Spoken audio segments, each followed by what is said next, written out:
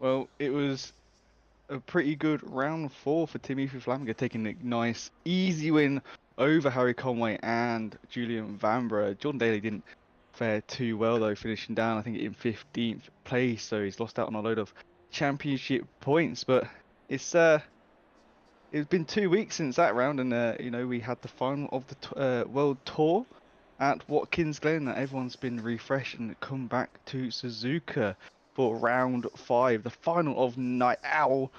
And it's going to be an interesting one. So dry so far, dry in the practice. We're about to go on to the qualifying as we have two more cars to cross the line, but it's going to be an exciting one. 9-minute race for the final with a pit stop confirmed. Drivers knew that already, so they should be sort of prepared what is going to happen today. As we see Julian Vanbrugh going a little bit wide on the final corner there, doing a little bit of a drift for us, and there is Oliver Curtin in the Ferrari going to cross the line. Then we'll be able to start the qualifying session. Well, welcome everybody. I hope you have enjoyed the 2 week break. It is going to be a fun show today. With me in the box today, I have Cormac Malloy on the cameras with his lovely drone cams as usual. And on the microphone joining me is our lovely Jesse Lee. And how have you been, Jesse? I hope you've been well. 2 week break is pretty nice, but are you commentating for the World Tour, so you've not really had much of a break? No, the World Tour absolutely fun as always, but a little bit of business left to do here in 2023. The final RCI Championship left to wrap up is the Bibby Presents Night Owl Season 16, a season that has seen us throw it all the way back to Night Owl Season 1 in 2020. And it has been a spectacular season of highs and lows for a lot of drivers, and still some hardware yet to be decided. We'll show you the championship points after qualifying's conclusion. No surprises here. 15 minutes of quali, everybody out on the track at the same time, and it will be the fastest that line up in order. And we'll see just how it shakes down here on championship weekend. 6:01 p.m., the timer running, optimum track, and the temperature is quite warm indeed for the time of day that it is here at Suzuka, Japan. But other than that, it should be a pretty good qualifying session. The low light may play a little bit of a factor. Ted, how are you?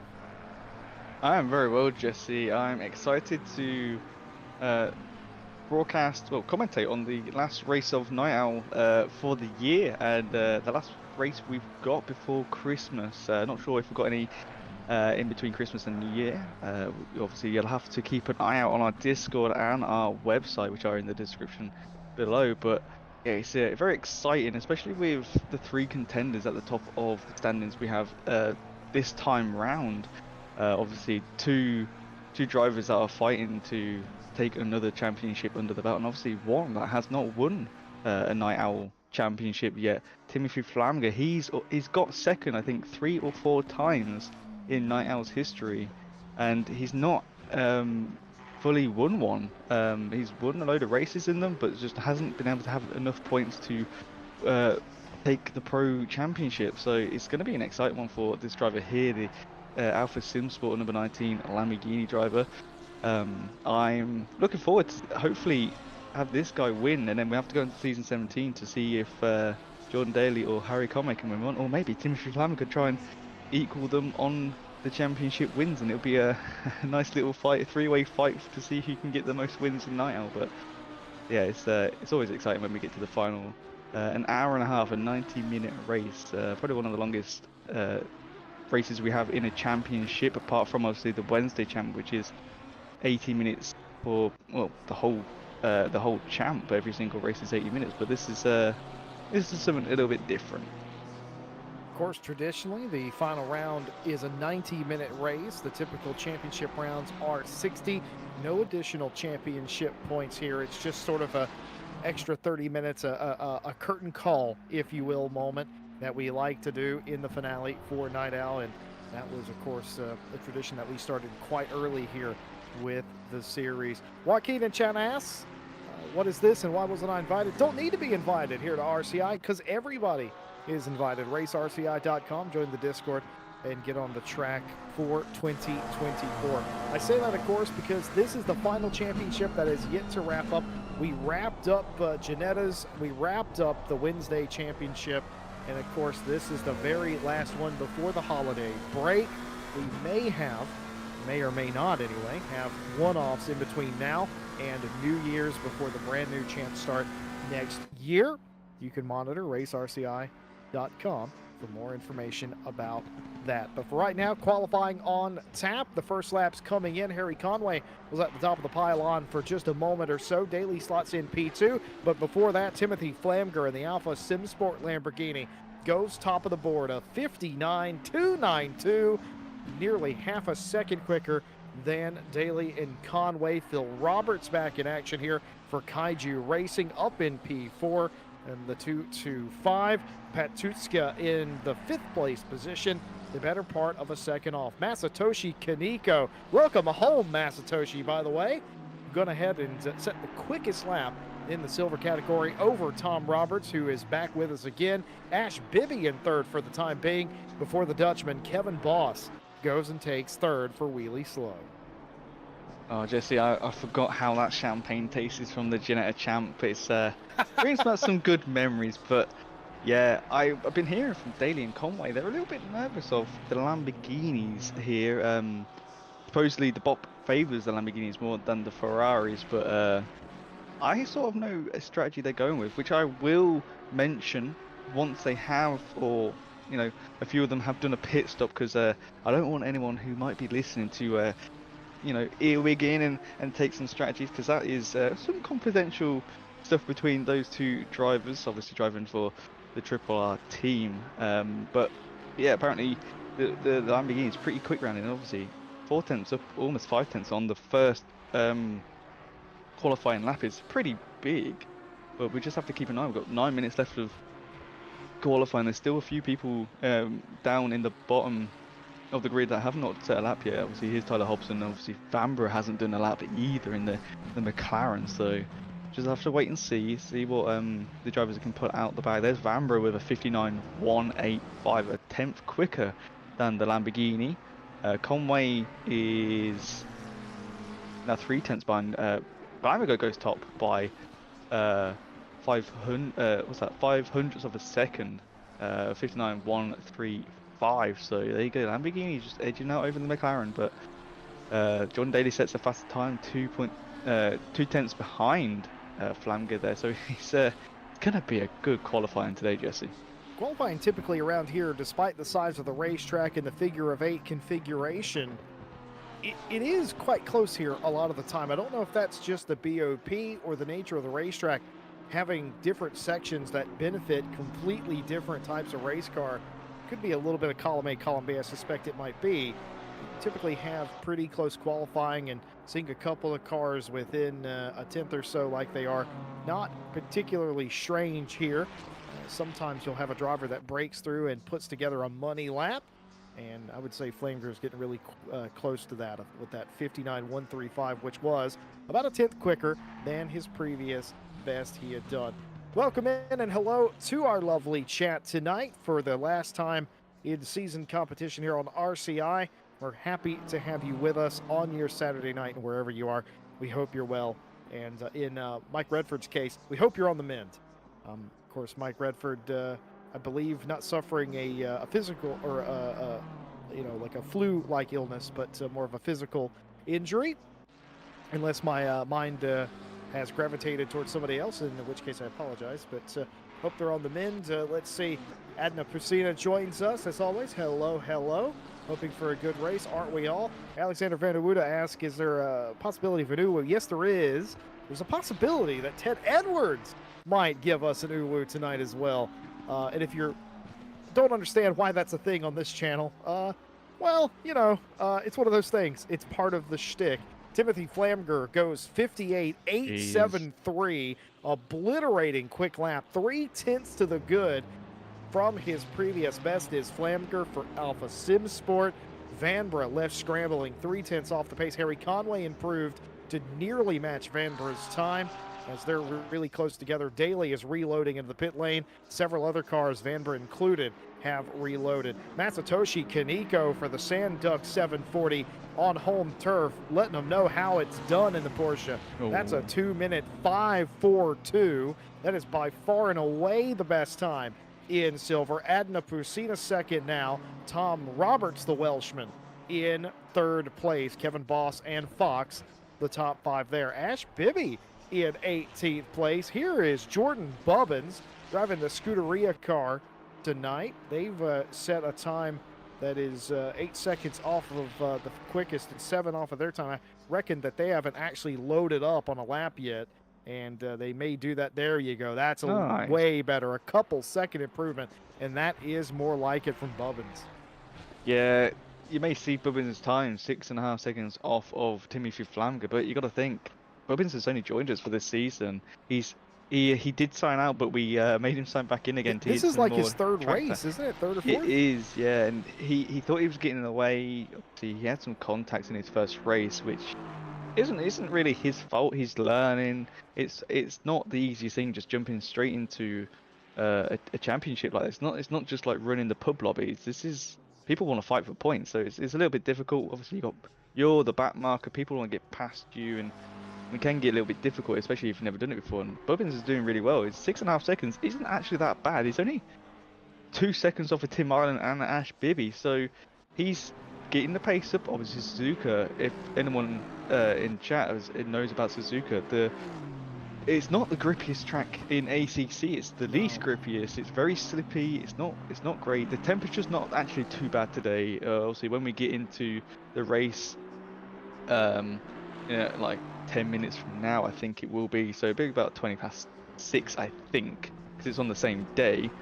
It's going to start getting cooler, so tires are going to be a bit better, a bit more grippier, and Bubbins should be able to just be able to cruise. But he should be doing all right. 2054 is actually a really good lap time. I remember when I was doing 2054s and I was through the moon, because his track's not easy. It's very technical.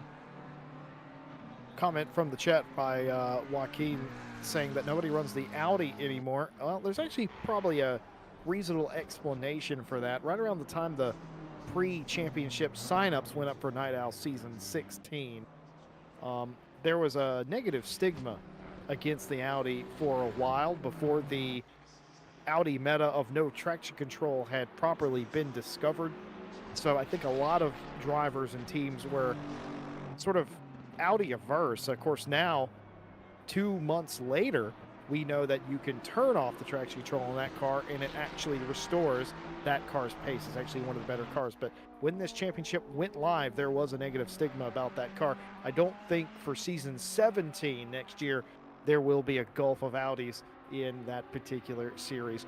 3 minutes left here in qualifying, and it's Flamger, Vanbrugh, and Conway, the top 3. Flamger has separated himself by 0.3 from the field, that 58.87 looming very large. Masatoshi's done the exact same in the silver class. Kaneko has managed a lap that is the better part of 1/2 to 3/4 of a second quicker than anybody else in their class, and have put themselves in the back of the pro field. Joe Dauber, the Trailborg 777, looking to improve and does, gets a couple of spots from 13th to 11th, a 2-minute 3:32 for Joe Dauber.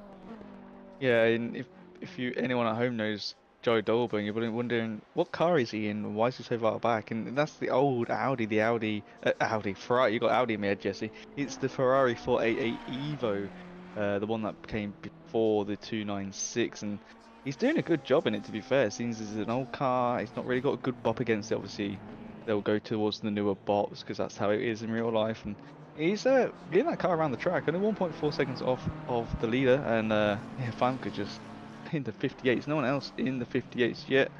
You got Vanbrugh and Conway both in the 59.1s. Here comes Tim Island. He's just done a 2:02.852. So pretty good pace from Tim Island. Beats out Ash Bibby by 4 tenths. And there's Julian Vanbrugh. Can he beat Timothy Flamger? Can anyone beat Timothy Flamger in the 1:30 we have left on track? No. Absolutely not. It will not happen. Timothy Flamger has set an unreachable lap time. Vanbrugh does improve, a 59.167. which would have been good had Flamger not improved by 3/10 on his lap, but he did. Last race of the championship, I'm going out on a limb, Ted Edwards, and I'm saying no, Flamger is untouchable. Though I may feel that way, he doesn't feel that way, and I can tell you that in all earnestness, because if he did feel it was untouchable, he'd be sitting in the pit lane resting for the race. He's not. He's out there trying to make lap time, isn't he? Sure is, and he's ahead on points, I can tell you that much. We'll see them after the qualifying has finished, but this man is on a mission to win his first Night Owl championship, and it's really going to throw things up with Conway and Daly. Obviously, Daly wants to get on 3 times, the same as Conway. Daly's on 2 at the minute, so he really wants to, but he had a really bad race last, was it Misano, I think it was. So, very unfortunate for Daly, but these things happen in a race. So see what that time Flamger gets. He could do another one with 20 seconds or so left off. And he goes faster by 2 more tenths, Jesse, a 58.615. Guy's on fire. Timothy Flamger is sick in the head. He's a driver possessed. He wants this Night Owl championship, and he wants it for Alpha Sim Sport. He's raced for Alpha Sim Sport for a while. He's raced in RCI for a long time as well. He wants this championship. He's won different races, different champs here at RCI, but never the Night Owl title. But he is on it here tonight, and that is a man possessed out there on the racetrack. And I believe, Mr. Edwards, that'll be the only American Night Owl champion we've ever had. If he were to go on to win the champ. If he does, we can't curse this, Jesse. That's right. We'll show you why it's still possible for him to lose it at the conclusion of qualifying here tonight.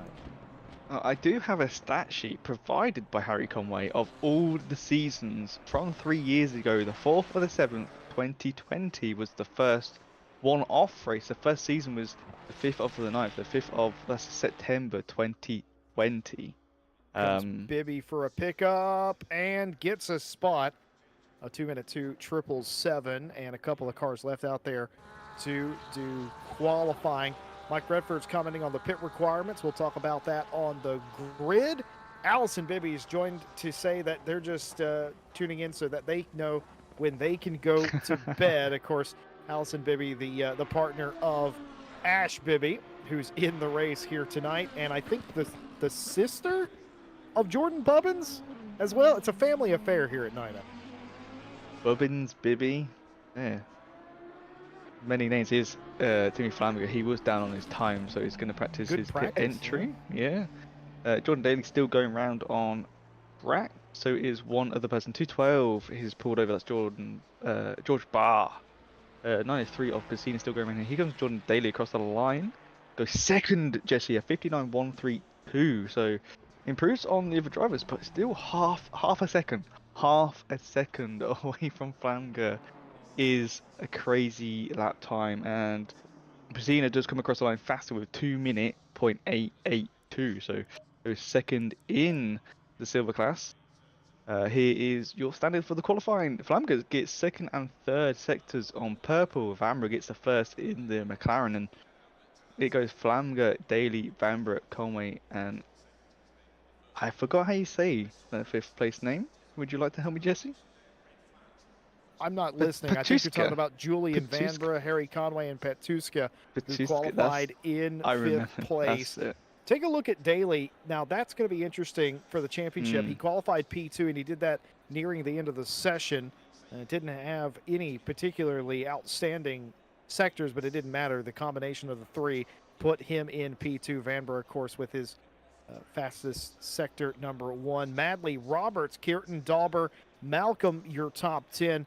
Frawler, Hobson, and then Masatoshi Kaneko, the quickest in the silver class, a 2:05.42. Kaneko continued to improve. Adna Pusina in the 9:03, second quickest on there, and Fox in 3rd place. Behind them, Bar Roberts, the top 5, Boss, Bibby, Ireland, and Bubbins. We have a healthy grid here for the finale. Sure do, and Kaneko, Japanese driver at their home track, taking a few points on pole position for silver is yeah, just something that gives you it's just a little bit wholesome for that driver. You know, we've seen them in silver for a long time, not really struggling, but you know, just making their way slowly up the field, and yeah, it's nice to see them on top. But we do have some standings to have a look at. Have a little bit of a recap, and here is the pro field. Timothy Flamgo with 142 points, 32 points ahead of Jordan Daly, who's on 110. Harry Conway with 94. He did sign out of a race earlier on in the season, so that's why he's that far back. Julian Vanbrugh on 88, and Mike Redford on 86, who's not unfortunately not with us tonight. Ralph Huell 77, who also I don't think is here tonight as Didn't well. see him, no. Phil Roberts on 65 in 7th. 8th is Joe Dolber, 48.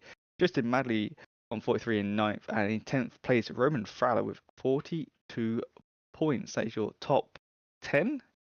On to the next lot of drivers. In 11th, Alan Asprey, 41. Joint with Matthew Malcolm in 12th and 41. Tyler Hobson with 40 and 13th.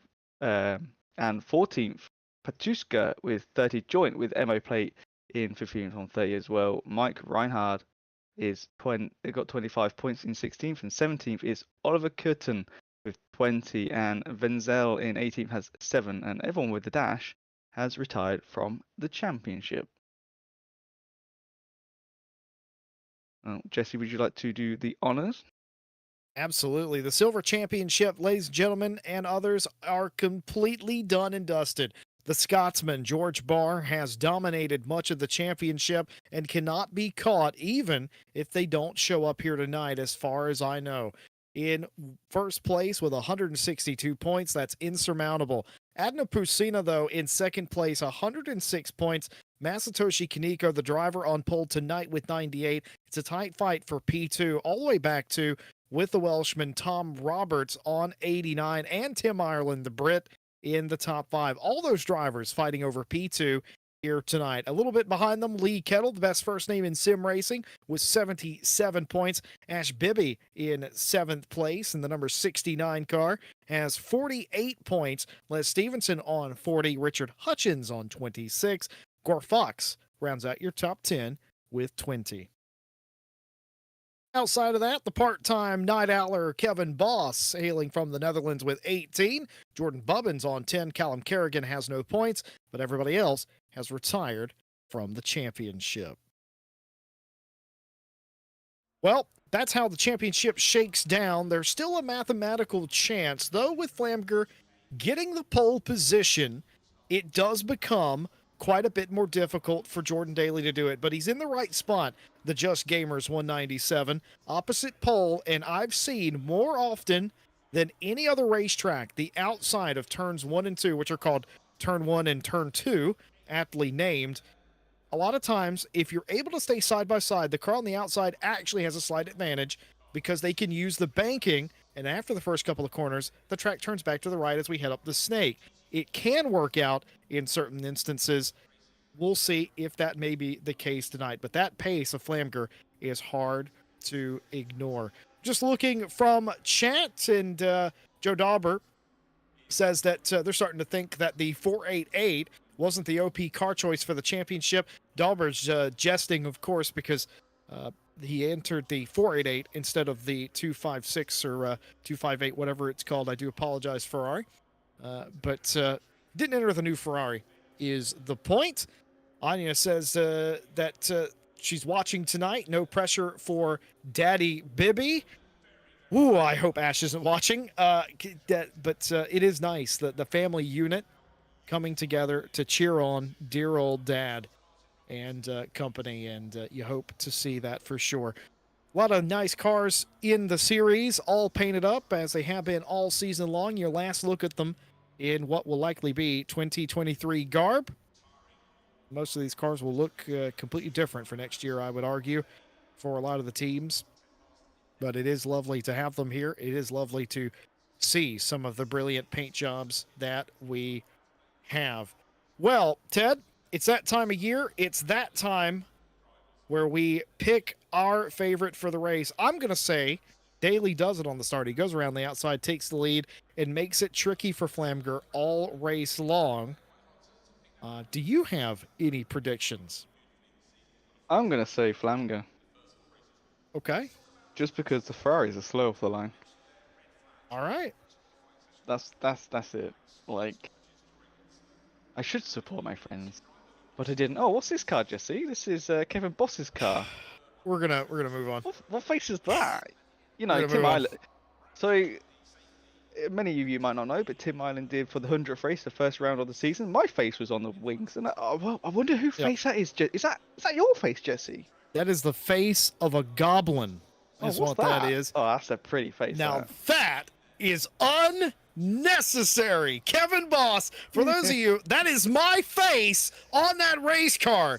And I knew about that. What I didn't know was, I didn't know he was going to paint over it Jesse Lou Woo, in fact, on that car. Ladies and gentlemen, and everyone, I would just like to apologize for the affront to the senses that the Wheelie Slow car will play up tonight. Hopefully, they're not featured very much tonight because I don't think you've deserved to have to stare at my face for the majority of this race. Cormac, I will literally stop your allowance if you don't stop doing that. Wow, getting ready to go for the final race of the year. A lot of cars, which is not typical for this part of the year. Normally we end up with 18 cars or something like that. We've got well over that here in the finale. And the reason I bring that up is because Suzuka has a couple of choke point corners and it can become quite a bit treacherous. No live stewards here tonight as well, so everything will be handled post-race. We hope that doesn't come into play here, but you can never rule out a lap one incident.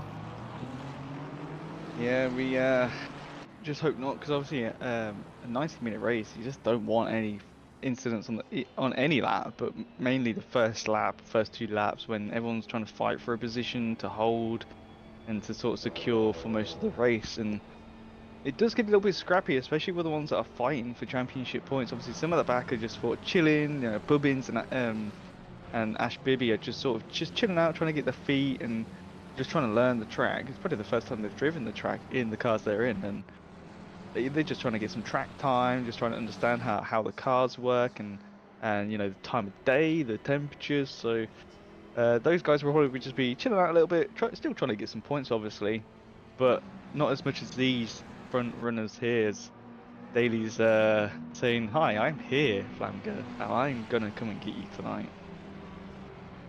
Well, it all comes down to this for the pro class. And what about Masatoshi Kaneko, the Japanese driver on home soil, has sort of come into their own here. Masatoshi's not new to RCI. He's been here for years and has been a consistent silver competitor. In recent months, though, folks, Masatoshi has turned into a bit of a nightmare for some of the silver field. And that's not just in Night Owl, but in general. They have turned something on. And even in this Porsche, which a lot of times you would deem slightly inferior to some other cars, and certainly still is down the straight, they have turned that car into an absolute weapon. It's worked for them. They've got wins. They're looking for another one here tonight, perhaps the most meaningful for him in his home race. It'd be like me winning at Circuit of the Americas or something. You know, it's just more special than Australian winning at Bathurst. You get the point. Not everybody buys into that nationalism thing, but it's a point of pride for a lot of race car drivers. I assume anybody here would like to win on their home soil. Kevin Boss, by the way, not racing the Wheelie Slow car tonight. He's racing the Jesse Lou Woo car. I think our resident statistician, Harry Conway, should count that as a Wheelie Slow injury, though, and not its own thing. I'd like to thank chat for their kind and humorous words. Again, apologies for my face actually appearing on the 31. Consent was given. Consent that I sorely now regret. Not for my sake, but for everyone else's. Hopefully, we have a good race here tonight as they come through 130R for the final time at pace speed, and we hope it will be a good race. The 65, I believe, has elected to start from pit lane, or has there been an issue? They came into chat saying my game lost connection. There's been an issue recently over the past few days with ACC, which is very unfortunate. Hopefully, doesn't affect anyone else tonight. Fingers are crossed and the toes are crossed as well. Trying to give all luck to the drivers out here tonight as they come around the last corner. Will Flamgo win it? Will Daly win it? Will Fabro just come out of nowhere and take the win from all of them? Just have to wait and see about the start of the 19-minute timer countdown. This man is focused behind that wheel. It's a very long straight down to the green flag start.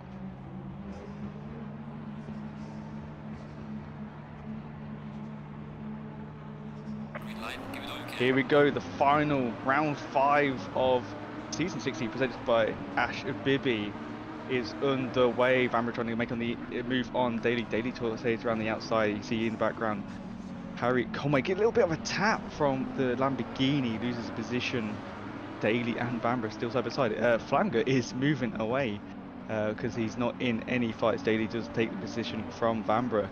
It's too wide in the background. No one's made an issue. The 65 has left pit lane. It's very nice to see, and Daly's got Vanbrugh right on his rear end. As Flamger's already at least about half a second to a second clear. George Barr's had a little bit of an issue. They dropped to the back of the train, several cars sideways. No tire blankets here. The car's very clearly struggling with her grip, even though it's 25 degrees C. Sitting on the grid cools the tires, and then of course running around on safety car doesn't help. Oh my goodness, a huge slide out from who was that? That's Pastuska, I'm pretty sure, behind Daly now. And that was quite close indeed, but they're able to keep it going. Timothy Flamker's had an excellent start for Alpha Sim Sport. Is he champion-elect? Well, he certainly looks like it right about now, as it's all come to plan for them and most of the drivers in the field. We suspect contact with Barr and another car somewhere vaguely near the exit of the S's. Oh my goodness, was that a little bit too much of a slide there as he catches it but turns on the turn signals to the Lamborghini? He got a little bit too much speed into that corner, into Spoon there, and yeah, just wanted to do a little drift for us, and instead of second in front, yeah, he is a 1 second clear exactly. But George Barr, you say dropping to the back of the pack. Oh, there goes Patuska in the background on 130R. Hope he does not come on track and hit anyone else. 944. Oh, but he has. No, he hasn't. Never mind. It's just a 944. He's sedentary. There is. No, that's Joe Dauber. Joe Dauber has had an incident in the chicane. I believe that's unrelated. But here's the long, lazy slide. Oh my goodness, does he come? Oh, there was multiple cars. Our broadcaster, Cormac Malloy, was correct, and that's why 3 or 4 cars went off. Joe Dauber was involved. Several other cars were involved. Olivier Kierton, Roman Frawler, all of them sliding, bowling into the Casio triangle, and it's all come undone at the end of lap number 1. Oh, Ash Bibby. Oh, Roman Frawler the taps Ash. Yeah, BMW rejoining there, unsighted, and the 69 gets a piece. But that was not considerable damage, I would say, but not race-ending by any stretch of the imagination. You probably won't even pit here. You'll just do your mandatory stop and more contact. That was the George Barr incident. Yeah. That happened right there as well as it's all kicked off. It was a fairly calm lap number 1, all kicking off at 130R. And the triangle. Well, I brought up pit stops, Ted Edwards, and for the final time in 23, I'll ask you, what are the pit requirements for tonight's 90-minute finale? Well, there is a mandatory pit stop, well, only one mandatory pit stop this evening. There is always for the final, has to be one due to people not being able to run on the tyres for an hour and 30. Some cars can't, some cars maybe can, but there is an option of 1 litre of, there is a 1 litre of fuel required, not an option. You have to take a litre of fuel in a 57-minute pit window. So it'll open in about 15 minutes time, I think.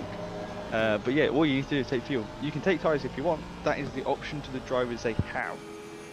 So just have to wait and see. But yeah, that's a way away yet to find out what people do. But yeah, Joe Dolber and Roman Frawler in the pit lane still as the cars come around to complete the second lap of this final race of Night Owl this year. And yeah, it's a shame that it all happened, and I'm I know George Barr has won the silver class on points, that there's no one who can beat him, even if they get win, pole, and fastest lap. Obviously, Kaneko got pole, so there's a majority of the points gone. But they are crowned silver. They don't really need to push too much. Just want to finish this race and finish out the year. But uh, on the pro class, on the pro field though, with some of the people in the midsection or so, with the incidents we've seen, is I cannot confirm after this race when we see the points that that's where they will be, because I'm gonna say there's gonna be some real reports gonna be handed in, and we'll have to sort of wait until next weekend when they get finalised and by the stewards. And obviously we won't see it on stream, but you can see it on the website. You don't have to be signed up to the championship to see the results. You can look at any champ you want in the archived as well, and you can see the points for free. You know, just head on over to racerci.com and you can look at all the championships that we've had and all the ones that have had the files uploaded to, and you can just see the points and where people have finished. And that's where Harry Conway got most of his stuff for his night owl stats sheet that he's kindly gave to me. Didn't have to, but there's a lot of information on that sheet, not just who won it, but who came second and third in the race, every single race of that season, even the 3-round champs like the winter champion, the spring ones we occasionally do, and it's very in depth, and I think you've seen it as well, Jesse. Yeah, I certainly have. The winningest car, in case you're wondering, the winningest manufacturer in Night Owl history is Lamborghini. That's thanking in almost all parts to Timothy Flamger and Samir Foch, who Night Owl racers in their own right. Foch hasn't raced in Night Owl for some seasons, but he did a lot of damage for Lamborghini in the early days. Flamger has just picked up where he's left off. Close racing here. No real issue there. A pass being completed, so to speak. And now the Conway car will continue to try and outpace Julian Vanbrugh, who unfortunately is starting to look like they're going backwards here. Sure does. And if any of you have well, we've lost 2 cars now. There was only 1 car that's gone. The other car was Roman Frala has elected to retire from the race after the incident they had. Yeah, very unfortunate what happened to them. But also the Lamborghini of Petuska has gone as well. They got heavily damaged from the hit on Joe Dober, I think it was, who is back on track. I think a lap or 2 down. They are a lap down with Oliver Curtin, who's a lap down as well. So they're still fighting with each other. They're still fighting for them too. I think they've got a massive gap between them, but you never know what happens. Anything can happen in a race. But so we've lost 2 cars, down to 19 drivers. Still going to be a nice fight for the majority of the rest of them. Really, you know, they're not that far apart. Yeah, Flamger has now got a 3.7 second gap to Daly. Daly's got 2.6 to Conway. Conway got Vanbrugh in his butt. Madley's following Vanbrugh closely. You heard me. Well, chat's pointed out, Mike Redford says that he actually thinks that Conway might be the little bit of the cork in the bottle, and he might be right, in fact, as Conway survived an attack on 3rd place by Vanbrugh. Vanbrugh, in that case, playing it quite cool and calm and collected here in the final race of the season, and indeed, potentially, well, we definitely know the final championship race of the year here. So, not wanting to ruffle any feathers going into next year, nobody letting it all hang out except Timothy Flamger, who's driving away 4.4 seconds ahead of Daly, who has carved out a nice island of their own in P number 2. But behind them, this Conway, Vanbrugh, Madley, and Roberts all in a line now. All of those cars fighting over a podium spot. Sure are, and I just want to have a look at the silvers at the moment. We've got to give some good love to the silver class. Sometimes we leave them out a bit here and there, but tonight they are not that far apart, really. You've got Kaneko, he's got 3.2 seconds to Pacina. Tom Roberts is half a second behind them in 3rd place. Kevin Boss is 4.8, almost 5 seconds back from Tom Roberts, so it's going to be a struggle for him to get back. But then there's Fox is chasing down Boss, followed by George Barr, half a second back. Tim Island's 3.8 on his own. Ash Bibby is a bit back as well, because obviously the little tap near the chicane, the triangle, And then you got Jordan Bubbins, who obviously started from pit lane, still doing good. 20 seconds back isn't actually that bad from 10 minutes in and from the pit lane. It's actually not really that bad. You know, you do start way behind. You don't have to speed into T1 and 2, so doing very well there from Mr. Bubbins. But yeah, look at this, three-way fight for fifth place in silver. There's still a lot of points for these guys. George Barr is just throwing his little spanner in the works. You know, he's won the championship. He's just messing around with these guys. Well, he's more chilling at this moment in time with an hour and 20 left. But George he's still. George doesn't have anything to lose, so there's no real gravity of the moment. It's more of a point of pride to keep going. Out of all of the lap one craziness, I think George Barr for BDG, I think they probably came off a little bit better than most here. In a nice little slide move up the inside for Fox there, getting it done on the really slow car. And now George Barr trying to play the ultimate opportunist and trying to get through. They're unable to do so. A little bit wide on the exit was Kevin Boss. Kevin Boss nearly running off into the racetrack, has to save it. You don't want to go off in the last turn. That's a spin instantaneously for most cars. We saw it at the end of practice as well. Almost happened to Boss right there. I've just realized what the Jesse Luwu car looks like. It looks like I died. Is what it looks like, a memorial. That's what it looks like. I know what it's a meme of, but from a distance, it looks like he's paying tribute. I am very much alive. I just want to make this very clear. I'm very much alive, all right? And if I were to perish, flags would be half-mast around the world, but they're not. I'm still alive, though, despite Boss's car looking like a memorial. Well, Boss has one job, and that's not to damage the Ubu car, because he damaged my face. Exactly. Can't get any uglier, you know. That's a lie, and I think a lot of people would agree that's a lie, Jesse Lee, but anyway. I'm just happy he didn't put it on the bumper. People be smashing my head in. Well, season 17, I'll recommend him to just put your face everywhere, and we'll see how that goes. Mike Redford reckons George Barr's not going to be content to ride around. He's not going to be chilling and collecting the hardware. He's going to very much be trying to get these positions back, and kind of inclined to agree because of how close he's following around and how much he's trying to pressure a mistake out of Kevin Boss, who I believe is live tonight over on Twitch, twitch.tv/crashneck. Says it right all there. One word.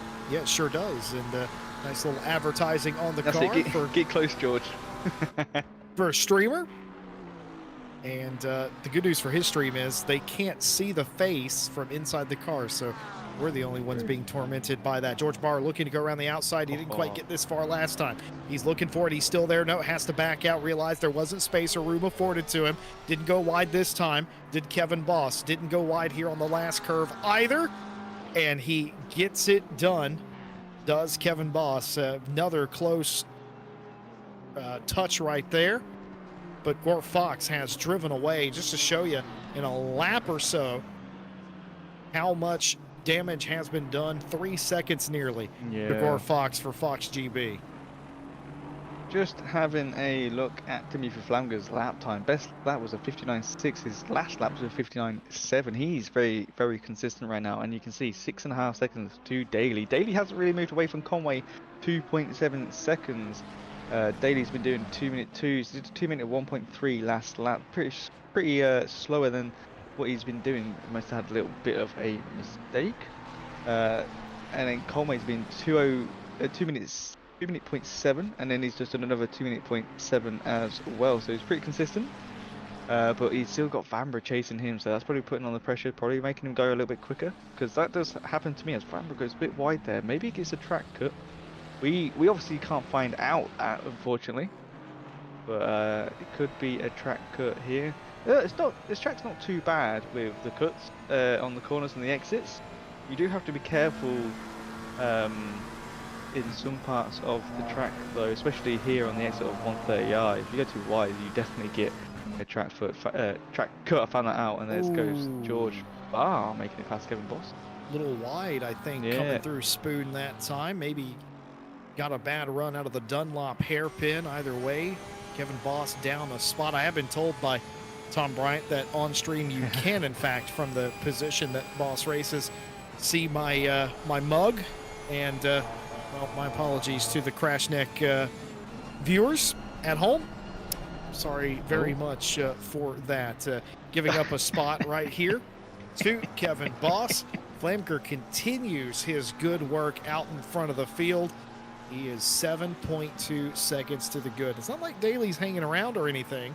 It's just Flamker has that extra bit out of that Lamborghini. Harry Conway, kind of the cork in the bottle, but sort of pacing Vanbrugh, Madley, and Roberts, who are all in a line. Matthew Malcolm has yet to really catch up to that group.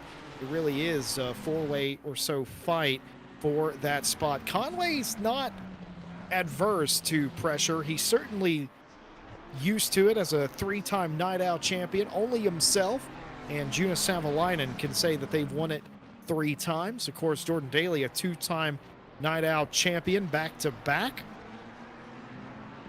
Timothy Flamger looking to add his name to the annals of history here tonight and win himself a Night Owl championship for not only him, but Alpha Sim Sport. But Conway, again, not in an unfamiliar spot, having to battle back late. He's won several races here in Night Owl over the years where he's had to defend at the end. And Conway's not doing anything wrong here, Ted. I think it's important to mention. He is entitled to fight for this podium. You know, he's out here like anybody else. Is there a slight pace difference? We perceive there might be one, but that doesn't mean that you can't, as long as you do it legally and safely, defend, and he's doing it in quite a smart way as Harry Conway. Oh, but this might be a little bit too much. Allowed Vanbrugh down the inside. They're going to be side by side into the triangle. Will that invite Madley into the fray? Madley takes a look, can't do anything with it. Nearly goes out to the wide part of the racetrack as Vanbrugh. That will allow Madley to close back up. That will also allow Conway to escape. Defensive line from Julian Vanbrugh. Here comes Madley. Madley's going to take the wide line. Are they side by side? Just about axle to axle, pinching him down to turn 1 and 2, but it's going to be the inside that prevails for Vanbrugh, and he gets to keep 4th place. He will reload and reset and take another shot at Conway now. Sure has, and it looks like, Jesse, these guys have been having some Driver 61 coaching. Obviously, Driver 61, one of our partners here at RCI, they help sim racers fulfill their potential on the track, from one-on-one driver coaching to full-on driver courses. Folks over at Driver 61 help thousands of drivers find their racecraft and unlock untapped potential. And obviously they've unlocked some of these guys' potentials here tonight. Look, you see that racing through the triangle was some amazing stuff I've seen all season long. But yeah, you can find Driver 61 down in the description below. Definitely check them out. A few drivers, well, a few staff here at RCI have used it, and a few drivers as well, I've heard. And I've heard only good things, so go and check them out. It will help you if you feel like you're not doing too well with your racecraft. And it's very hard to drive like these guys are, you know. Conway had to give the space to Vanbrugh because Vanbrugh sent it in there. There was no contact there whatsoever, and they made it through out into the last corner, still in single fight. It's you don't really see it every day. Obviously, you'll mostly see just a little bit of a contact with front end with rear end, and you know, Conway could have been round in the corner, Vanbrugh could have been blocked the track, gone sideways, but none of that happened. No, I just realized too that Conway's also streaming his point of view from tonight's race over at Batty Stone on Twitch as well. And I don't know if Redford was watching that or maybe has a different feed, but he saw Harry Conway's huge drift that set up. Maybe I'm just blind and we saw it and I wasn't quite paying attention. I saw it. Oh, so I'm just blind then. Yeah. Conway's slide that facilitated Vanbrugh going too wide through the triangle, but Conway is streaming over at Batty Stone on the Twitch tonight. A lot of driver POV streams going on here and there. The gap still going out from first to second, but from third on back, it is a logjam. Vanbrugh, Team Spin, or Team Spain without the A if you prefer, still probing for weakness, trying to get in there, hoping Conway will make another mistake. Maybe trying to run him out of tires. These are all strategies you have, but of course, Vanbrugh's in the unenviable position because they've got Madley right behind him, a driver that's already showed you they're not just going to hang around. If they see an opportunity, they're going to take it. They're going to take 4th. Sure are. just looking at the Ferraris that time, so 197 and the 28, Daly and Conway. Daly did a 2-minute 1.8. That's slow. That's very Yeah. slow. Conway did a 2-minute 0.9. Flamga, almost 10 seconds ahead, Daly. 2-minute dead. That's it, just 2 minutes dead. He has got the pace nailed. That when they said they were scared of the Lamborghini, yeah, I now understand why they were scared. With the bop it has here. Obviously, we don't run a custom bop. This is just from Unos themselves. So obviously they've gone for a strategy that not many people would go for, but it should hopefully favour the Ferrari. Obviously, mostly for them guys, that is. Just have to wait and see. I think I know what it is from what they've told me. But once the pit stops have done for most of the drivers in the top of the field, I will let you know what it is. Obviously, it is confidential at this moment in time. But yeah, but Conway's just holding up Vanbrugh madly by the looks of it. I think Phil is just, he's just trying to get his pace, just trying to settle in. He's 2-minute 1.3 last lap, and I think maybe he's just trying to just chill out, keep his groove, not make too many mistakes, and see if any of these guys in front crashes or makes a mistake and goes off track and stuff, and he can just gain an easy position. That's what I would do. But you know, we just have to wait and see. Same with Malcolm as well. Malcolm's not that far back from these guys either. So it's one of them. Silver class though has spread out a little bit. Masatoshi Kaneko has a 1.8 second gap to Piscina. Piscina has a 4-second gap to Tom Roberts. That's then the 3.7 to Fox. Bar is 4 seconds behind Fox. Boss is 6.3, and behind Boss is Island with 6.3 as well. Bibby though, within a second on Island, so there is a little fight going for silver. Bubbins is now behind Curtin, who is pro, so no points lost there, no points gained. Bubbins is doing an excellent job. So it's a bit quiet in the silver today. Well, it may not be that way for particularly long. Piscina was inside 2 seconds. Something happened. I don't know, Masatoshi was held up or something, or maybe slid out. It is part of the run where that becomes more probable, but it was down under 2 seconds. Now it's back up to 2.3 between Kaneko and Piscina for the lead of silver. And also Matthew Malcolm is coming for P6, currently with Phil Roberts in that position. That gap was nearly 3 seconds at one point. It's just about 1 second, 1.1 there, as they had a just about equal sector there.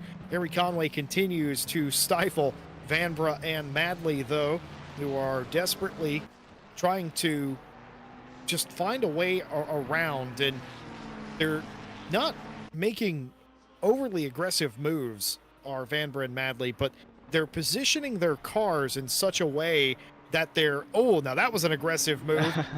I wonder what that was about. I wonder if Vanbrugh thought Conway would react to that movement. Yeah. And Vanbrugh would go up the inside. They're definitely racing each other quite hard, but other than that, what it is Vanbrugh looking for a clean way to get through. Doesn't want to get stuck side by side because he knows that this driver for Steady Start Racing, Justin Madley, could have them both if that were to occur. I think all these drivers are quick enough to race each other heads up if need be, and that's something you don't want to get involved in. You lose a lot of lap time, and if it's not a definitive move, you leave open lanes for other cars to come back through. So that's what you're looking for. You're looking for the knockout punch. You're looking for a punch that doesn't leave you open. We almost saw it go wrong where Vanbrugh and Madley were side by side after a failed move on Conway for P3, and that's what all these drivers are trying to avoid. I will tell you, the little jinking back and forth has brought Phil Roberts right back into this, and Roberts isn't coming alone. You see the white car in the background. That's Malk Racing, Matthew Malcolm's 199 Ferrari. Yeah, and he is a Malk Racing Japan. It's a Japanese special livery. Oh, it is! Look at this! He unfortunately had the wrong ACC logo, the old logo on it, and I had to message him quickly, and he rushed home. I think he was at a party or something, and he came home a bit earlier than he would have done and he got the right logo on the car just in time. And here we go. He said, I couldn't let him go without the lip. Oh my God. Kicking off What? in 130R. Vanbrugh's going to go around the outside. There was contact there for sure. Conway stuck to the right side of the racetrack, but he survived this before. Will he survive it again? More contact between Conway and Vanbrugh in the triangle. Conway gets back out in front. Madly backs up the field to Roberts and Malcolm, who are both there. All of these cars, 3rd through 7th in one straight line. How did Conway survive that? And what happened in 130R to set that off in the first place? Close racing at its best. A few bumps, a few scrapes maybe, but no major drama there as they all keep it professional in the triangle and beyond that time. Ferrari, McLaren, Ferrari, McLaren, Ferrari is this train. Here's a replay of 130R. Vanbrugh on the inside. Oh, just kicked Oh! I don't know how Harry missed that, but wow, that was very close indeed. Just amazing driving by these guys, and one of these guys makes a mistake and the guys behind could end up in the crash as well. That was 5 cars that could end up having severe repairs in the pit window. Obviously the pit window is now 48 minutes left. We've been up for 10 minutes in this pit window, but it's one crazy race. Well, we've got an hour and 4 minutes left. It is a long race. We're about 26 minutes in or so. If you have any questions for me and Jesse, we'll try to answer them as best as we can. But if I've got anything, one for you. Go on. Do we get an ooh-woo from Ted Edwards? Oh well, maybe. All right, that was a tentative maybe. When my parents always used to tell me maybe, I knew that the answer was absolutely no. Oh no, it's not off the table. Okay, we'll see about that. Vanbrugh gets another run down the back straight here into 130R. Isn't quite there. There's contact, and he's going to get spun. Conway's going to go off of the racetrack. Madly tries to escape, but ends up directly in the lap of Harry Conway as those two cars crash off quite heavily indeed. 2 of the top 5 competitors spun off in 130R. Vanbrugh maybe initiated that. It's hard to tell exactly what happened, but look what's happened. Phil Roberts has gone from 6th to 3rd now. He sure has. Here's the replay. Same angle. There you go. There's the tap. There is the tap, and ends up into Madly, and then another hit on the wall and hit into rear end of Conway. That's massive damage. They are both in pit lane to serve their pit stop if they do. Look at that. You see Madly's front left wheel is dragging on the floor. It is locked. Yeah, that was the the tyre was dragging across the floor. That's the tyre skid mark, if you like. So that's so much damage. He came out worse than Conway, I would say so. But there's Phil Roberts going for third place. Yeah, it's all about how they're hit, right, Ted? Yeah, like you can get T-boned in the driver door, which you never want to have happen. But at ACC, it's less damage than getting hit in the wheel. You get hit in the wheel, and you have all that suspension geometry completely destroyed, and that's a lengthy repair here. That was a dive there by Vanbrugh. I don't think Vanbrugh was expecting Phil Roberts, or maybe Vanbrugh just missed a corner, has damage of their own from the couple of taps that started that whole incident. Again, hard to say who was at fault there. Was from that angle, was that Vanbrugh's doing, or was that Harry Conway? Who knows? But either way, it did happen. Vanbrugh survives, but certainly has maybe just a little bit of damage. He's going to lose it here. Almost losing it as Vanbrugh exiting Spoon this time. Matthew Malcolm going to the outside. Vanbrugh telegraphing he's going to the inside. He's racing Malcolm here. They're still side by side. What a dangerous proposition to a car that nearly spun out, but he gets by him. Matthew Malcolm somehow was 7th, up to 4th. Phil Roberts gets a reprieve in P3 for Kaiju Racing. What is going on in this race? It was calm, cool, and collected, and it's all kicked off here, just shy of the hour mark. So Justin Madly is still in pit lane for maybe repairing damage. I don't know if they're going to come back out. I assume. Conway's already out. 1:03. That's a normal. Okay. I didn't see what happened, but Matthew Malcolm shot through the infield of turn number 1 here of Suzuka and hard into the wall. Was that contact with the Vanbrugh car? That was. Oh! Why did Malcolm is Malcolm has some issue with That is very equipment strange. because they slowed down.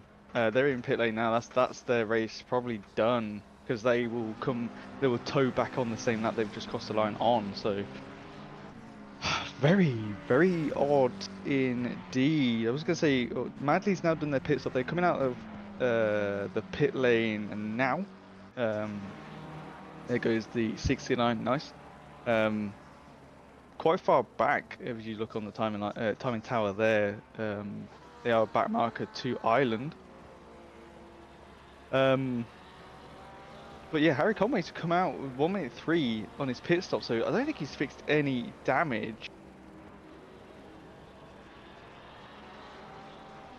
But yeah, that was very strange. Matthew Malcolm has joined us in the garage, and he said that no, he didn't let off. He was full throttle the entire time. I've also heard that Vanbrugh might also be having a little bit of lag that may have instigated the two incidents thus far. It looks weird in ACC. It's harder to tell than it is in other sims, but that would explain it. 3 minutes of damage to Matthew Malcolm after the sin of the century, the ride of a lifetime. Very scary indeed into turn one, but we're hearing that maybe lag on Vanbrug's part has led to a couple of these incidents thus far, and it has completely changed the complexion of this race. Flamger has a 14-second lead on Daly. Daly has become the loneliest man on the planet right now in P2. Phil Roberts in third place, up from 6th. Vanbrugh in 4th.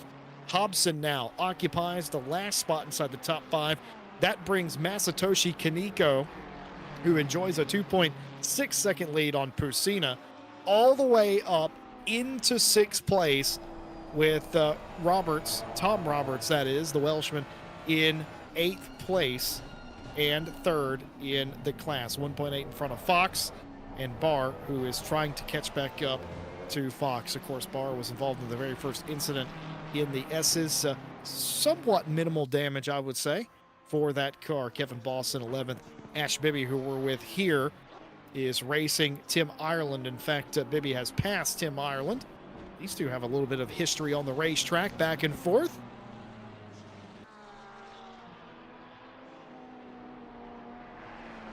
Being asked what happened, everything all at once is what happened. A fight with Harry Conway, Vanbrugh, and of course Justin Madley ended in tears in 130R, and then 1 lap later, an incident with Vanbrugh and Matthew Malcolm ended in tears before we got to turn number 1. If you have just joined us, here are the replays of the chaos that ensued to get us to this point. First, this is the incident in 130R. This is racing for P3. Conway's in the orange car, Vanbrugh in the Dayglow yellow car, Madley in the red car. Oh. Huge damage there. And that put Phil Roberts up into 3rd. That also put Matthew Malcolm into 4th. Vanbrugh was down to 5th. Then the very next lap, 1 lap after that, this happens. Going down into turn 1. Malcolm in the white car. And that looks like Matthew Malcolm lets off the throttle. But we're being told that might have been a lag spike on Vanbrug's behalf. Unconfirmed, of course, because we don't officially know either. But it looked odd, it was odd, and this race is odd. Sure is, yeah. If it was a lag, and just had a talk with one of the other staff members that it could be, but it could be just a spike. Normally, if someone's lagging, it's normally consistent, and you can tell because normally the front end doesn't turn. It's normally the rear end that turns into the corner first, and you can see that. It may sound weird, but you'll definitely notice it when you watch the race, or they're just like doing a bit of drift through the corners there. That's like the worst thing that can happen, or they freeze on track every now and then. But yeah, Vanbrugh, he's okay to keep driving. It's something, it wasn't very noticeable. We just thought they were, Mount would just let off, and maybe Harry just slowed down a bit too much into the corner to get turned in, and that's how the contact happened between them two. But it's something that we can't really do anything about.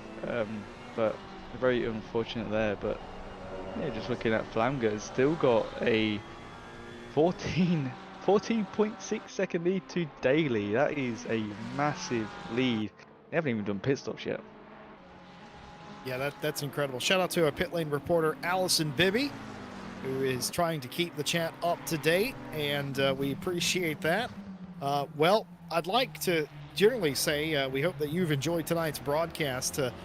It's been exciting, but perhaps for all of the wrong reasons. The pit cycle is open. Vanbra's off into the grass in the final turn. The last curve here, for those that don't know, is called Last Curve. That's the official name of that turn. Turns 1 and 2 are called turns 1 and 2. The S's are not called the S's.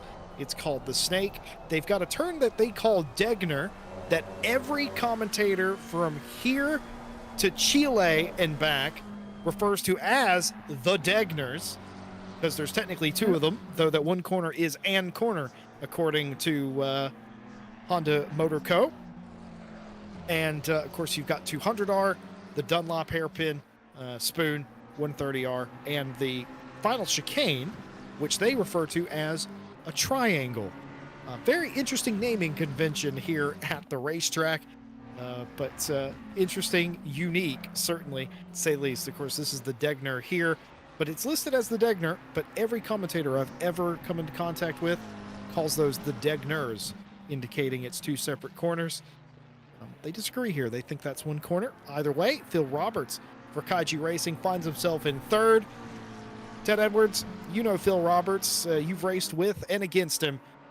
What is Phil Roberts thinking right now? Went from 6th to 3rd. You're sitting in a good position, and you see Vanbrugh behind you. What are you thinking? I think he's hoping that he's not the next person that gets spun out. But apart from that, I think Phil's just trying to keep cool. There you go. There's a little bit of wiggle from Phil with the front end coming out of spoon. But I think Phil knows that Vanbraugh's going to have the toe soon. When you're in a second, you start gaining toe. When you get to about 7/10, which he is almost now, when the toe starts kicking in the oh there goes Phil. What's happened to Phil Roberts? That was very strange indeed. Sparks flying from the rear of the race car as he mounts the curb. Phil Roberts for Kaiju has lost it in 130R. That is pretty crazy, and there was the lag I was on about, so I think that was Cormac, please hit 1 minute on the replay timer. I got to see that from a helicopter view. That lag was, I think, from Cormac's side. Yeah, the secondary part was, but the actual incident was all Phil Roberts. We apologize, it's a long replay. Comes through spoon, and on the exit, he has a front wobble about there, I think. Yep. It's only slight, but it's enough to... A little bit of a correction. Yep, but then going through 130R at the end of this straight, it's like the rear end just slid out, and then he tried to correct it by turning right to go left, as they say. Here, he put too much in it. Oh, yeah. Yes! Taps the wall with the rear and front. Phil Roberts... He puts too much wheel into it, meaning that he loads the car up. It destabilizes the rear. This is all client side. Don't worry about that. That wasn't what was actually happening. But, yeah, and just but in the act of trying to catch it, he enters the death wobble, as it's known to me, and ends up into the wall is what happened there. That looked like a tire going down. I doubt it was, though that is possible in this sim.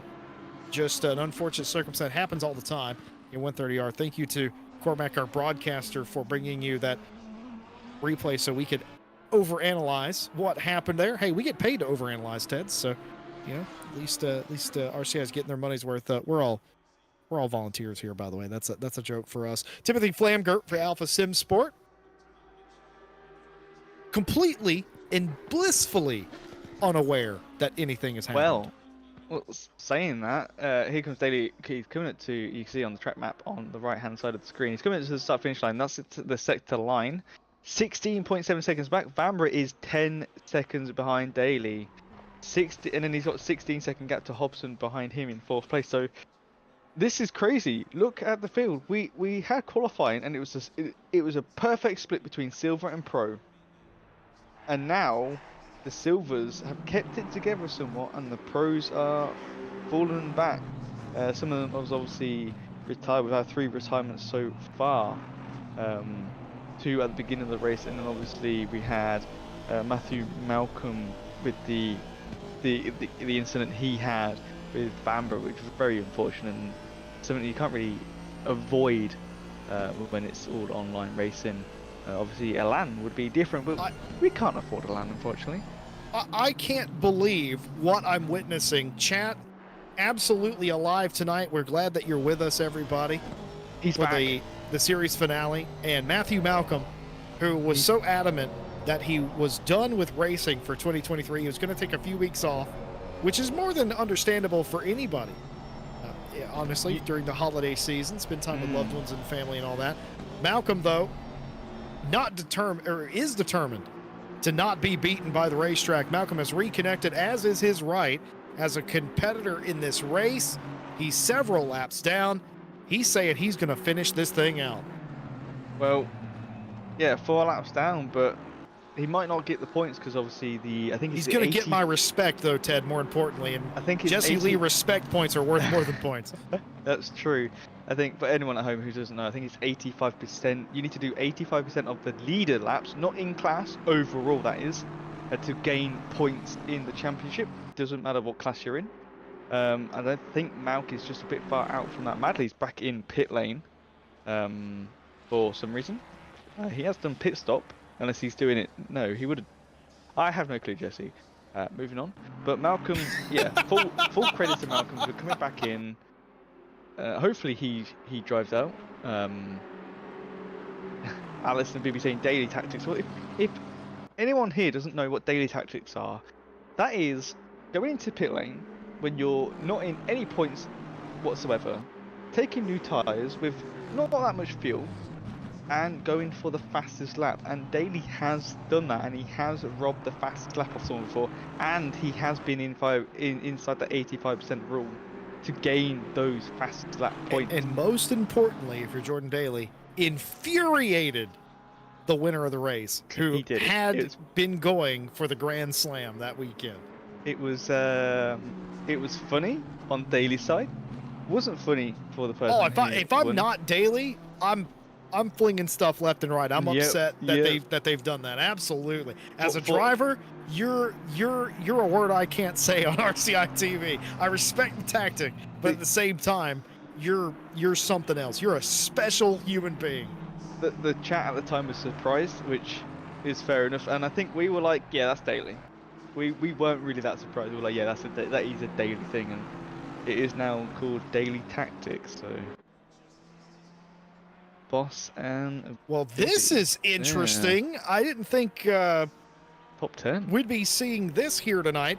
I'm starting to worry that the tires have gone off of that Porsche 992, and they're falling back. Is Kevin Boss? They've been falling back since the start. Yeah, the tires are gone.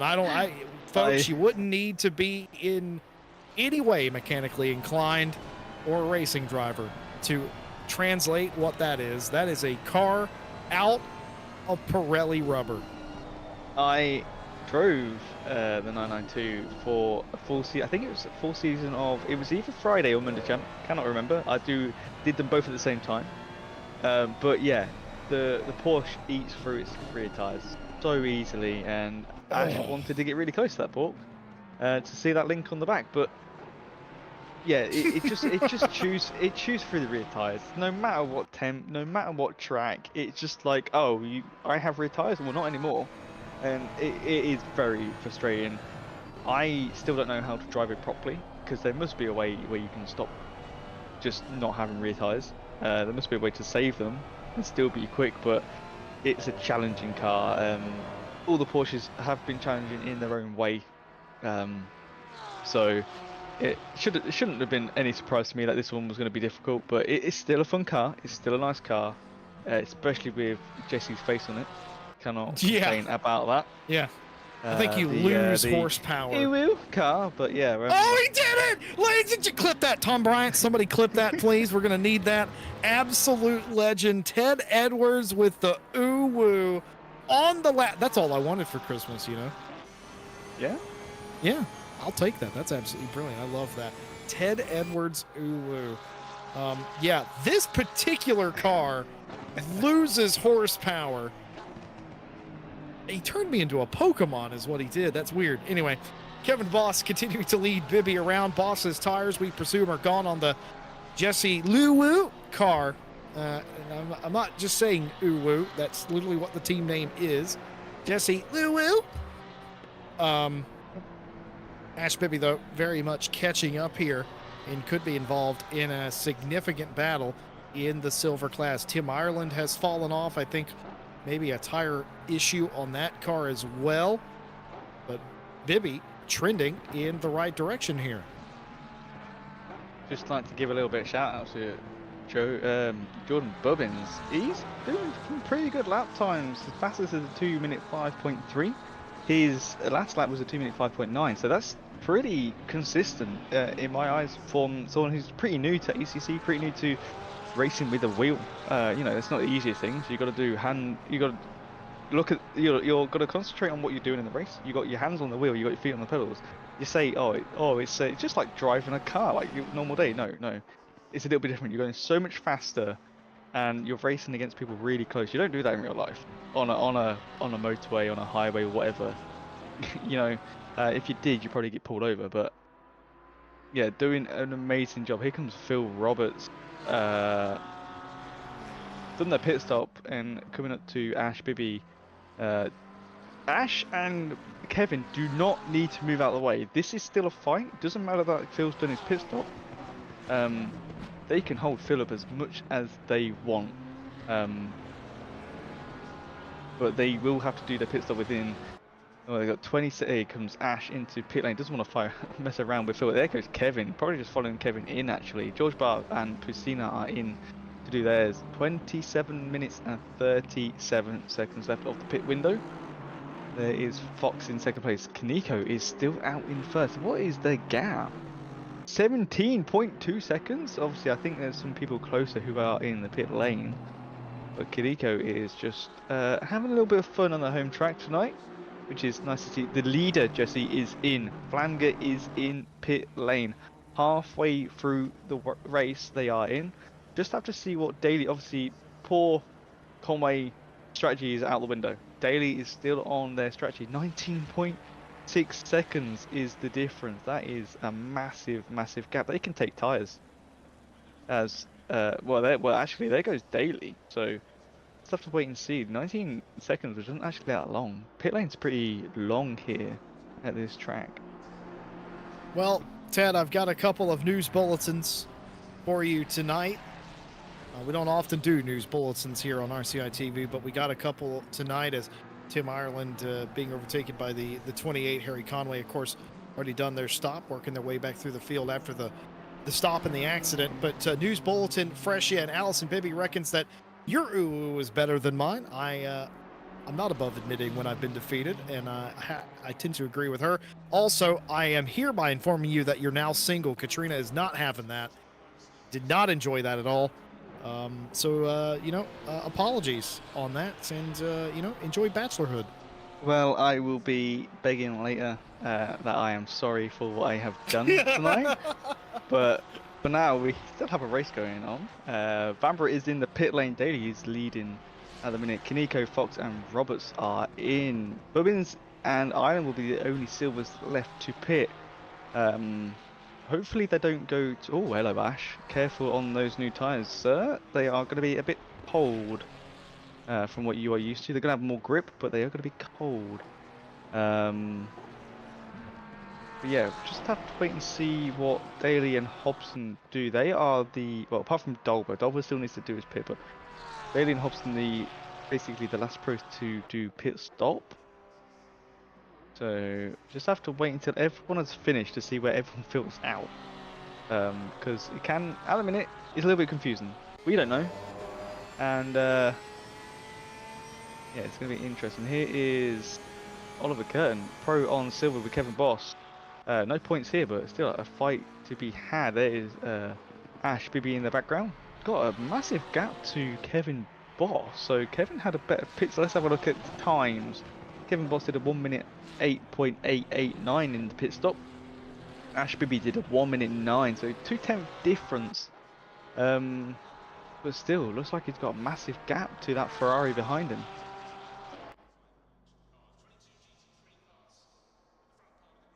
Pit stop cycle continuing. They've got 24.5 minutes left to do their stops, but the allure of coming in halfway and the strategic rationale and benefit is way too much for most teams to consider anything but coming in at halfway. Jordan Daly leading the field right now, still yet to pit. Tyler Hobson for TJH Racing into the pit lane.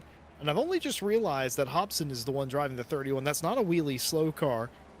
Kevin Boss is in the 13. So I have been calling that wrong all night. The 31 is typically a wheelie slow car, but of course Hobson signed up first. Boss was a mid-season sign-up, which meant that Hobson got the 31. So my apologies to both teams there.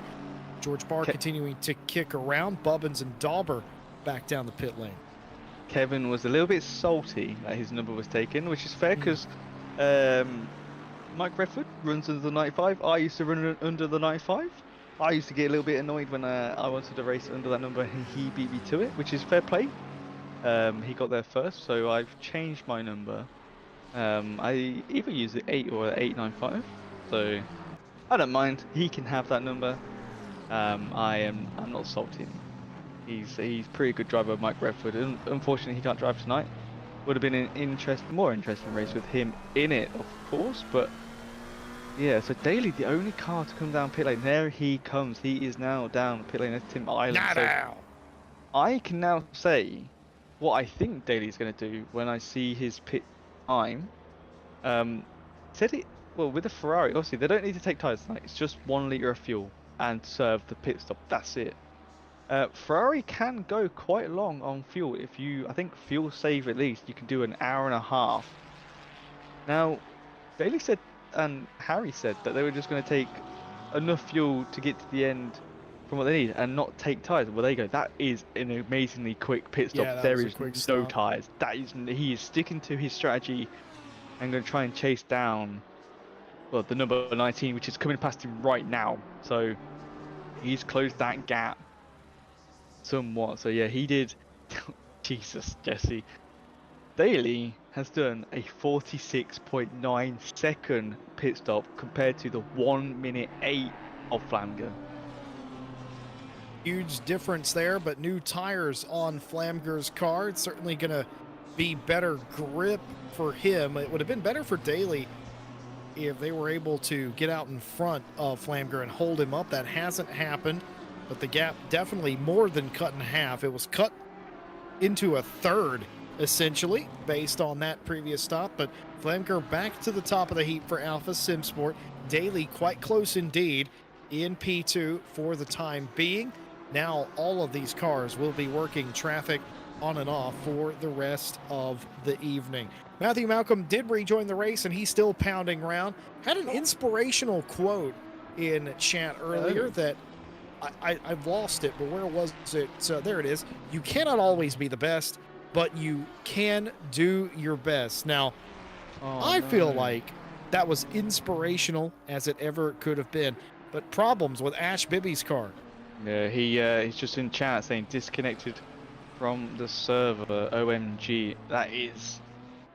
Oh, Daly's got his hazards lights on. I think he's saying thank you for Tim, and he hasn't turned them off yet because Tim did go wide at the hairpin onto the gravel. In fact, staying out of the way of that fight. But poor Ash tonight. That's second. Well, Ash and Bubbin both getting a bit of a disconnect from our server. That is not our server's fault. Thank you to AK Esports for helping us with the servers here at RCI this whole year. I couldn't do it without them. You would not have any streams of ACC from us without them. They're amazing. You can find them in the description below. akesports.it is their website. Go and check them out.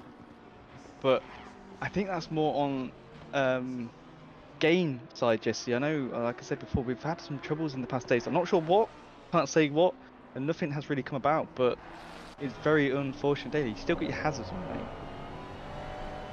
Maybe he's just being incredibly safe out there. Yeah, the ACC server browser and some of the functionality of ACC's client has been a bit strange this week. Mm. All you'd have to have done is gone on LFM anytime this week to notice it.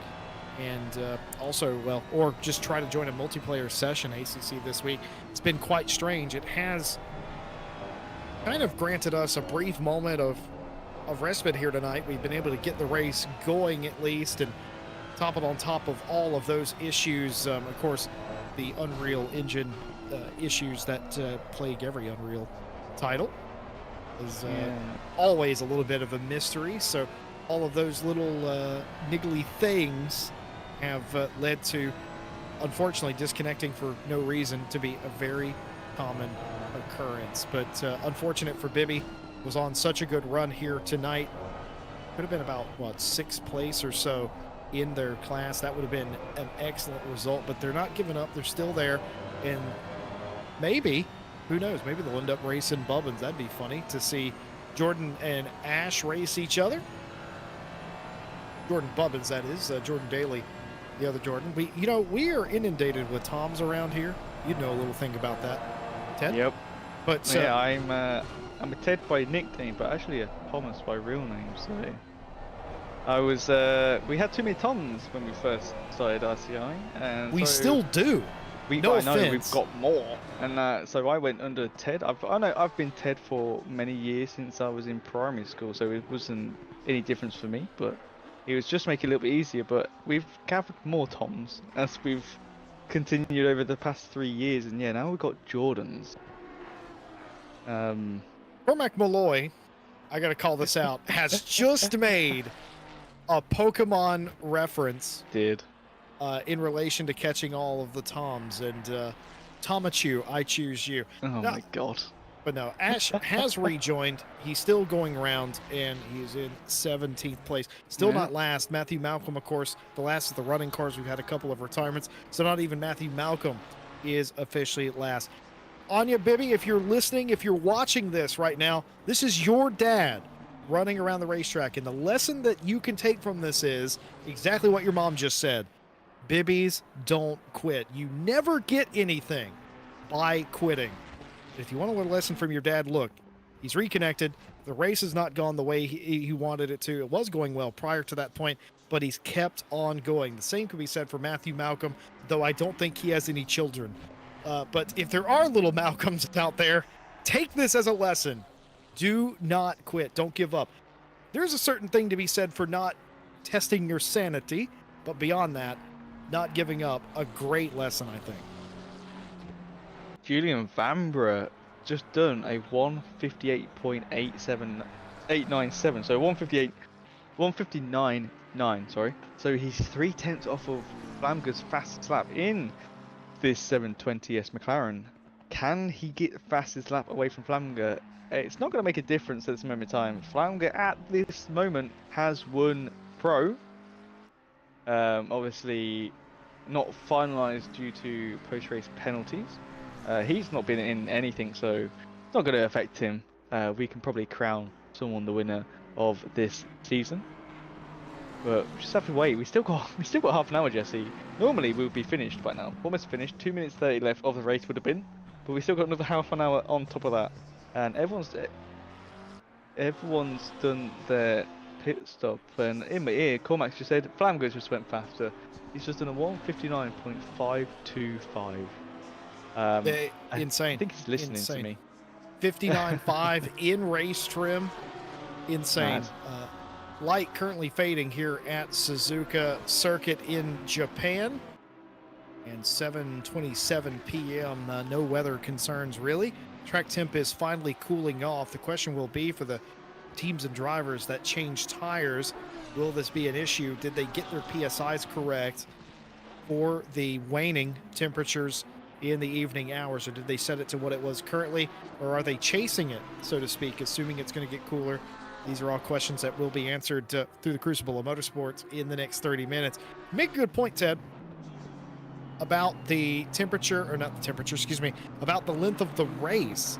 And if you are typically a sim racer who runs 60-minute sessions, it's the same thing. If you run 25-minute races, 30-minute races, hour, whatever it may be, that extra time is almost like purgatory. It's quite strange. You don't know you're not conditioned, so to speak, to run those extra minutes of racing. And it seems like for a lot of times, time sort of drags on a little bit. You're less focused, you're more prone to mistakes, and that's all conditioning. That's all what you're used to. And it sounds like an insignificant thing. 30 extra minutes, you've already ran an hour. What could possibly go wrong? Consider in professional motorsports, no driver drives generally for more than 65 minutes without either getting out of the car or having a break. So consider they're going past what an actual race car driver does on an endurance race. And of course, there's double stinting, triple stinting, and all of that to take into account as well that you could do. But I would argue the drivers that do that, we hear about strategically, are conditioned to run hour on end. I don't think sim racers, for the most part, do that. They're used to a 60-minute race. These final 30 could be wreaking havoc on one's sort of mental fortitude, one's concentration here, and maybe even the physical side as well. You build up that muscle memory, and for an hour, now you got to do it for 30 more minutes, and sometimes the driver gets lost in all that.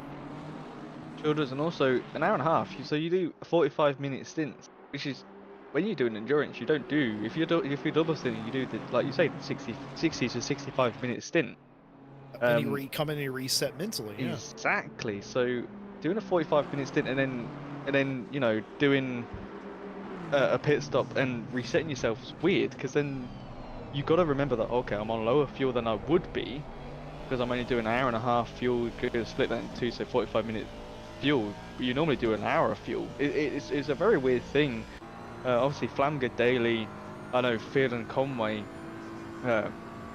they have done endurance before, so they're a little bit more accustomed to it. Kiniko, I don't think, has done endurances. Never seen the name before in like World Tour or anything like that. Fox I've not really seen, but seen them maybe. I think George Barr has, Tom Roberts definitely has. I've raced with him in iRacing, so he's pretty accustomed to it. He's done the LMP2s, and LMP2s can only go 35 to 40 minutes depending on track, so he's accustomed to that anyway. Oliver Curtin, I think we've seen in the World Tour. Boss, obviously, he's drove with you, so he's accustomed to endurances, but not everyone. Like Bibby, Malcolm, I don't think, and definitely Bubbins is not accustomed to this. And this has got to be the longest race Bubbins has done, right? Yeah, and so I think Ash as well. Ash only joined us this season, I think.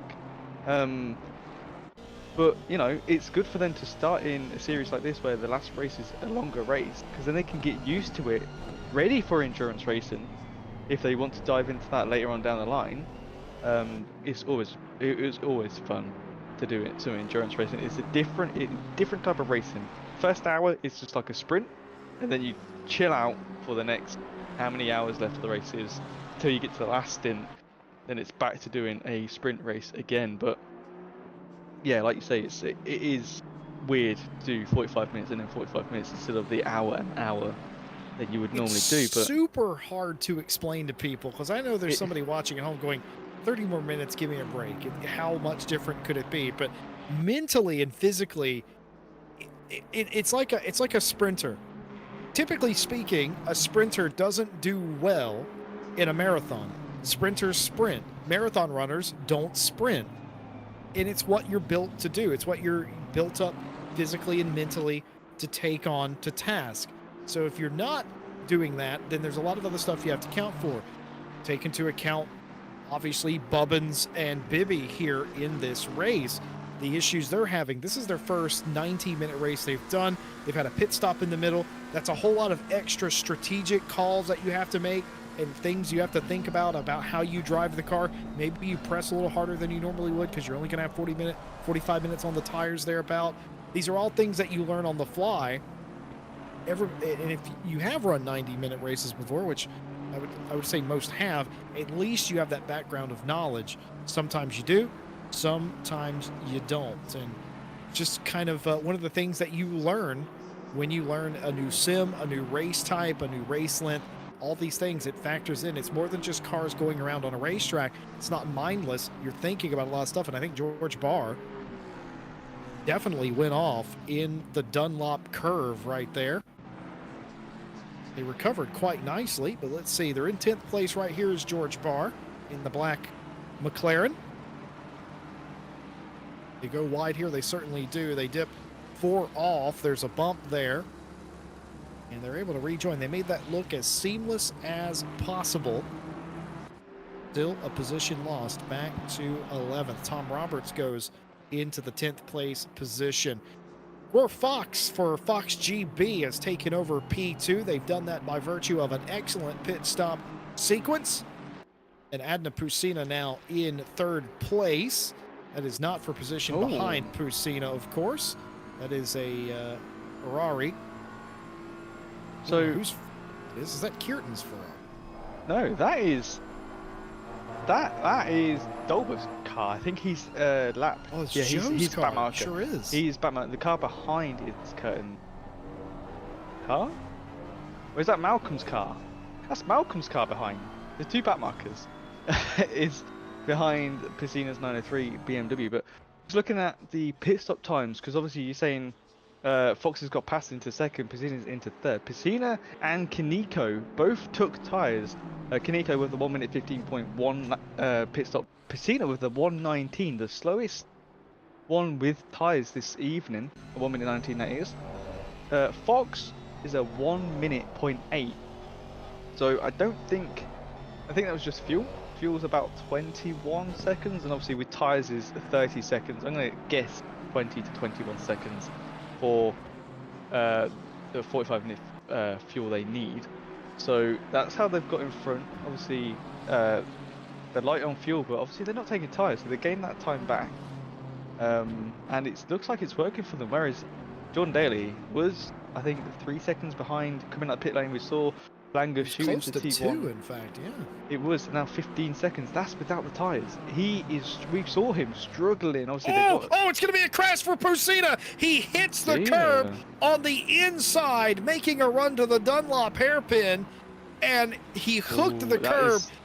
It's such a strange incident, but it happens from time to time. This is still Pusina's car. Never mind the livery isn't there on the replay. But you're going to see him hook the inside curb, the bump, and he's going to slam hard into the wall. That is... I've never seen anyone touch that curb like that before. I have. I've done it. That's how I know what happened. Well, there you go. Jesse, oh, dear. Now, yeah. I think a lot of people know I'm the connoisseur of the crashing at Bathurst. Sure, okay. Are you the connoisseur of crashing at Suzuka? Man, I've hit the Ferris wheel. I've hit everything but the pace car around here. No, so... Some curbs, most of the curbs at ACC, they don't bother you if you climb over the back of them. For whatever reason, if you go over the back of that inside curb, and I did this side by side with somebody, and you try to re-enter the racetrack, which means your tire is literally climbing a cliff, it bounces the car in such a way that it spins you out. And I don't know why that curb in particular does that. It doesn't look too different, but you cannot do that. The only other curb that's that mean is at Paul Ricard on the Mistral Straight, where if you hit that, you go SpaceX status for some reason. But at 1.9 it changed a little bit, so because the suspension change obviously once you hit that dead zone, it does stop and they react differently. I think some cars are worse than others, like the more stiffer cars like McLaren, I think Porsche, and some others, I think maybe Ferrari or whatever. But I know Aston, Beamer, like Bentley, they don't really take much offense because they can take curbs all day long, so they don't really find it that bad. But I have seen someone bait someone into hitting that pothole, if you like, and shoot off into the wall. Yeah, but yeah, you brake before that curve there, and obviously they were on that curve. Piscina was on that curve braking, and they have retired the car. They have chosen to go home early. To 22 minutes of this race left. Very, very, very unfortunate.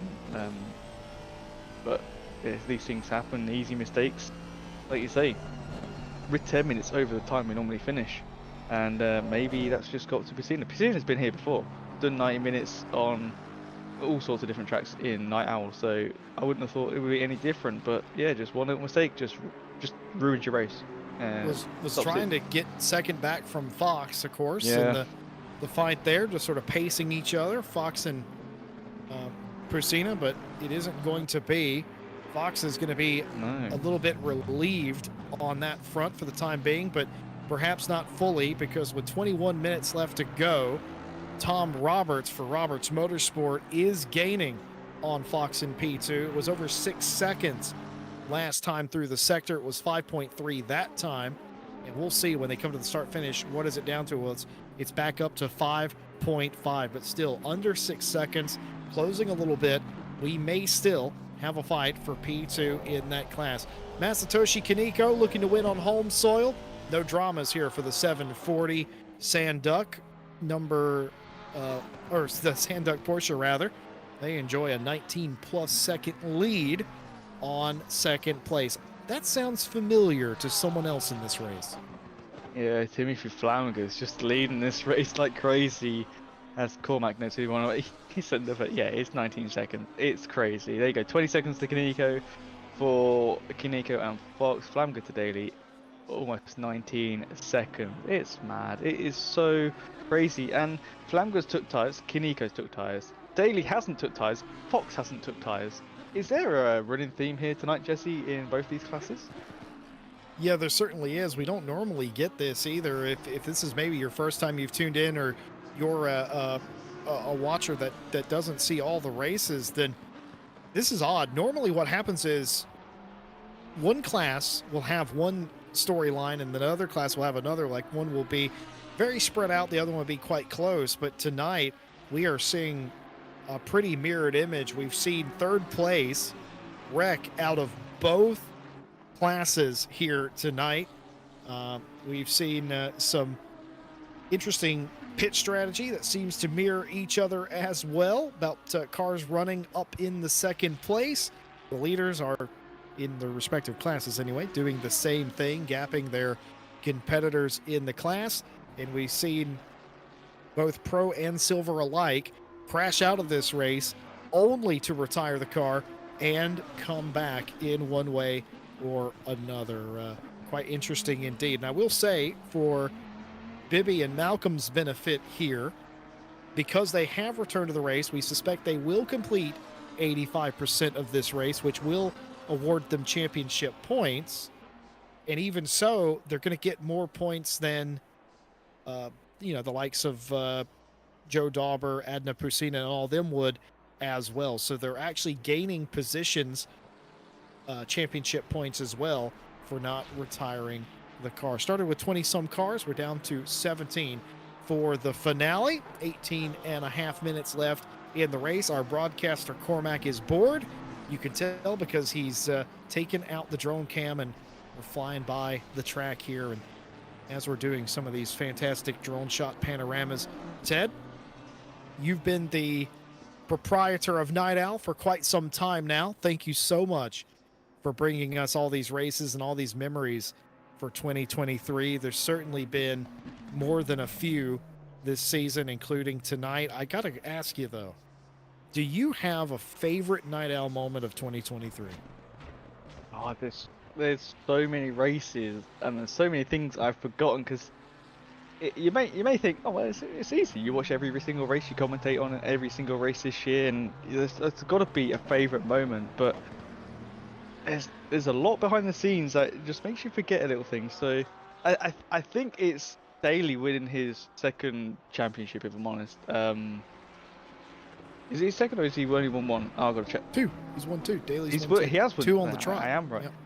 That was it. He got 14 and 15, and just seeing him win. Obviously, Daly has always been fighting up there. He hasn't always won stuff, but I've driven with him since early days of Night Owl. I think season 2. We were both in the AM split, went up to low silver back in the day, and then we've moved our way up. And just seeing Daly win is something amazing to see. Obviously, getting on Conway's level, and you obviously got Phil Roberts up there as well. And I think just seeing him win two back-to-back was something we haven't seen, I don't think, in any championship that I know of that we've done at RCI. And I think that was sort of a magical moment this year, seeing a driver just dominate so hard. What about you, Jesse? What was your favourite moment, either in Night Owl or through the 2023 of RCI?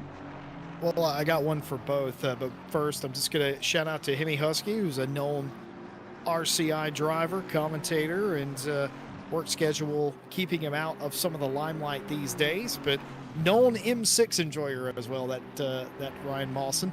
So hello and welcome in as well. But my moment from Night Owl has to just be the story. It's the storyline of Daly winning 2, making a genuine effort to win Night Owl championships, winning 2, and bringing Conway out of retirement, a man who has tied Savalainen for winning 3 Night Owl champs, 6 among those 2 drivers. Daly coming back must have reinvigorated Conway in some way, to the point where he comes back. He is still on the quest to win an unrivaled 4th Night Owl championship. He's not going to get it done this season or this year, but I would reckon that he's going to continue to try and be the undisputed winningest driver in Night Owl history next year, on the quest for the 4th.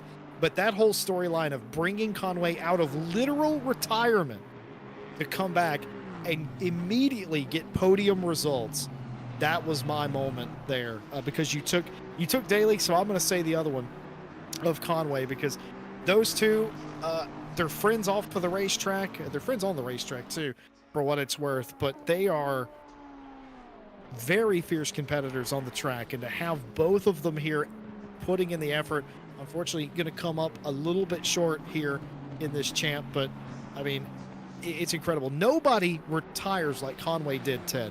Comes back and immediately picks up where they left off, winning races, podium races. Nobody does that. That's so hard to do. Conway was able to do that, and I don't think Conway was trying to keep Daly from winning a 3rd title so that there'd be 3 drivers with 3. I don't think that's what happened. I genuinely think Conway came back to prove to himself and to everybody that he is the king of Night Owl. We'll have to see as the story continues if that's the case.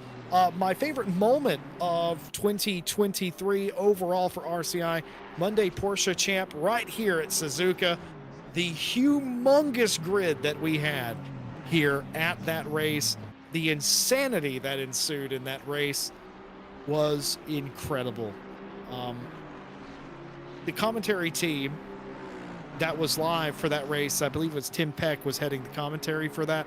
I wasn't on it, and luckily for everybody I wasn't on it, because I was speechless at the melee that happened in between the Degners. Well, actually, excuse me, after the Degners, before the hairpin. That was somewhere near the beginning of the year, but excellent commentary provided.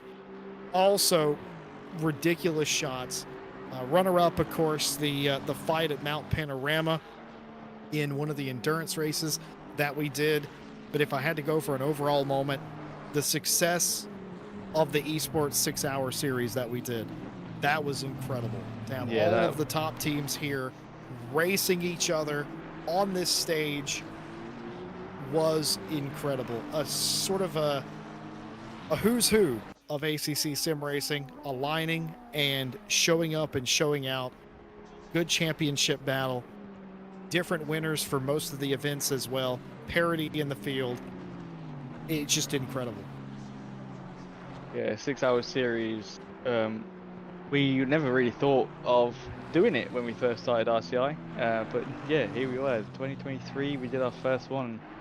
It was amazing, and I got to commentate on, I forgot what race it was, but it was something different. See, you know, we normally watch the esports drivers on other places, but to have it on our own platform, if you like, it was surreal. I didn't think we would ever do anything like this. I don't think anyone here as staff would think, oh, you know, we'll do esports one day. We'll have a prize pool for some people to have a little go at, and yeah, it was a huge prize pool too. It was like over 11,000 euros or something. It wasn't small. It was humongous. Thanks in large part to some of our partners and other sponsors of that event. It made it what it was as well. The broadcasts were absolutely epic. Everybody was on it, and man, it was certainly something that I hope we get to repeat at some point in the future, though too early to mention any dates about that. Though we may just about be done for racing in 2023, but RCI is already looking to 2024. And 2024's first race is on iRacing, January the 6th, the 2.4 hours of Daytona. You can visit our website, racerci.com, for more information on how to get involved with that. Join the Discord and join us on iRacing for the first event of 2024, the 2.4 hours of Daytona. George Barr has had a frustrating race, and it's not gotten any better as he's slowly rolling backwards. Oh, is there a... Oh, Ash, where are you going, sir? Oh, Ash over the inside part of the chicane here in the triangle. Oh, this Flamger trying to get out of the way of everything as well. Kraken engineering car working their way through. Oh, that could have been a lot worse. So Ash did wait up, but the 212 is still behind him, so I'm not sure really what happened, but yeah, they are on different laps, but we'll have to wait for the post-race penalties, which will be next week. But yeah, Daytona. Small correction, by the way. It's not 2.4 hours it's 2 hours 40 minutes. Sure is, and it's going to be a good 2 hours 40 minutes, Jesse. We've got 16 cars signed up, and they consist of either single drivers or double drivers. We have quite a few GTPs, but there is 3 GT3s. So come on, sign up. We would like some more GT3s. It is multi-class, and me and Tom Bryant are going to be there with a few other of our pals. And come and join us. It's going to be some fun. It's the lead up to 24 hours of the official iRacing event. Obviously, it is the week before the Raw, before the 24th. We are not overlapping events with iRacing, so you don't, miss out on their races. We do not want to conflict. Last thing we want to do here, RCI, we gonna do extra practice, if you like, for the 24 hours, and yeah, it's gonna be fun. iRacing is it's different from ACC, complete. Obviously, got a load more cars, but we still love ACC. We love iRacing. We love any scene that's out there, and we just want to show them all off, really, Jesse.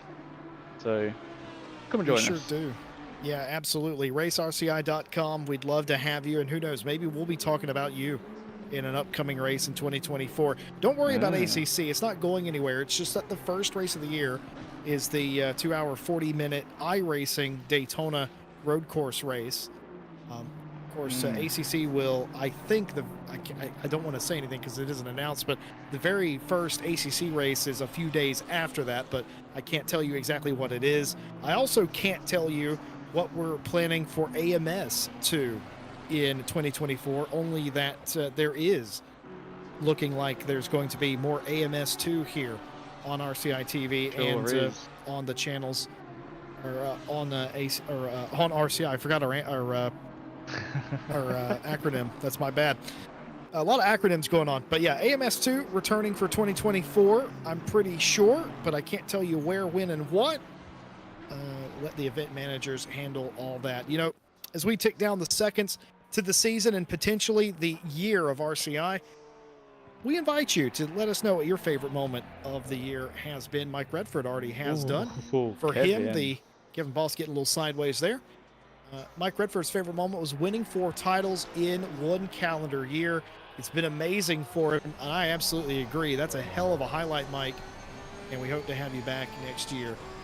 But yeah, we very kind words, Mike. We definitely appreciate those as well. And Mike apparently had to pick a specific race. It was the Brands Hatch race as well. That the Monza Porsche Cup race. Yeah, well, just an amazing race. There you go. My favorite was obviously the Ginetta Champ on the Monday. Oh, but Ted Edwards, why? Maybe because I won the Silver Championship. Which right. I Silver did not champion Ted Edwards. I haven't won. That was my first ever championship I've won in ACC. It was actually a load of fun. Everyone in Ginetta's Pro and Silver was pretty much a good blast. Tim Ireland always does good Monday champs, no matter what they are. He always makes them entertaining, and they are fun. They are fun to drive. So yeah, keep an eye out for ACC content next year. Night Owl will have a season 17. I am confirming it now. It will do, but I am going to confirm another thing. It won't be the first Night Owl championship that's going to happen. There will be a mini champ. Dun dun dun! I'm building suspense. There will be a 3-round champ in you know what? In the boomer cars. You're going to be a small cars. They will be sort of equal to each other. There won't be some overpowered cars in there. I'll try and make them as equal as we can with the bot we have now. But that would be next year. The details will be on the website by the end of next week. So keep an eye out for that. I'm going to try and fit it around obviously all the iRacing stuff that happens on a Saturday. Will not overlap it with the Raw before the 24 if I can. And I will not overlap it with 24 hours of Daytona either. Just so people can plan what they want to do in iRacing and ACC. We do think about you. We know that we've overlapped some stuff in the past, and us event managers will try our best not to overlap as much as we can. So if we do miss something, please let us know, and we will try and sort things out. We would like to try and make everyone happy here at RCI. But yeah, Season 17 will be on a little bit of a hold for a while we do a little mini champ, because we haven't done a mini champ really. I think we only did one this year, Jesse, and we didn't do a winter one, so let's do a late winter one. Why not? Why not? Technically, it'd be dead of winter when that occurs. Makes all the sense in the world. Ooh, scary moment for Kevin Bosses. I think that was George Barr just trying to get out of the way into Spoon. And has George Barr had a further incident, because that puts Kevin Boss and those really slow 13 up into 11th place. That's 4th overall for Kevin Boss. Behind. Wait, whoa. Yeah, Barr's dropping. No, that's not George Barr must have had an additional incident. That car, very slow, as if it's significantly damaged. And you can see the damage on the car. Allison Bibby has said that they're not really a sports person, but they love cheering for the drivers on the racetrack and hanging out with us on a Saturday night. Well, we love having you. We love having every single one of you. I don't care if you're heckling us or cheering on a driver. Don't heckle the drivers, though. But one or the other, we appreciate having you all with us in this community. It's obviously more than just staff. It's a community of drivers, family, loved ones, people in general. And we love seeing your messages of support for your teammates, your friends, whatever they may be. Sometimes spouses, father and son duos we've seen in the racing as well. Maybe one day. I still want father-daughter. I want to see that one time. That'd be a hell of a combo as well on the racetrack. We're like a Taco Bell. We have all the ingredients. It just hasn't happened yet on the racetrack. I just think that'd be a really cool story to have out there. And I just hope that I'm not on the track to get beaten up that weekend. Because Lord knows I would be the slowest car on the racetrack.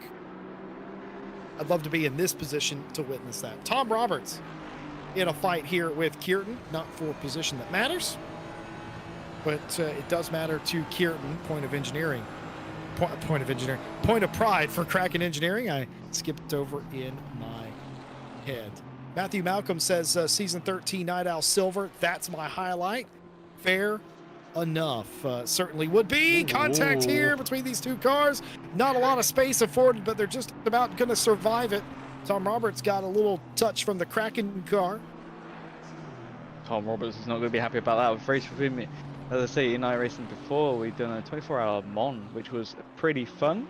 And he gets a little bit shouty at people when they try and squeeze their way in like that. And well, he's Welsh. That's true.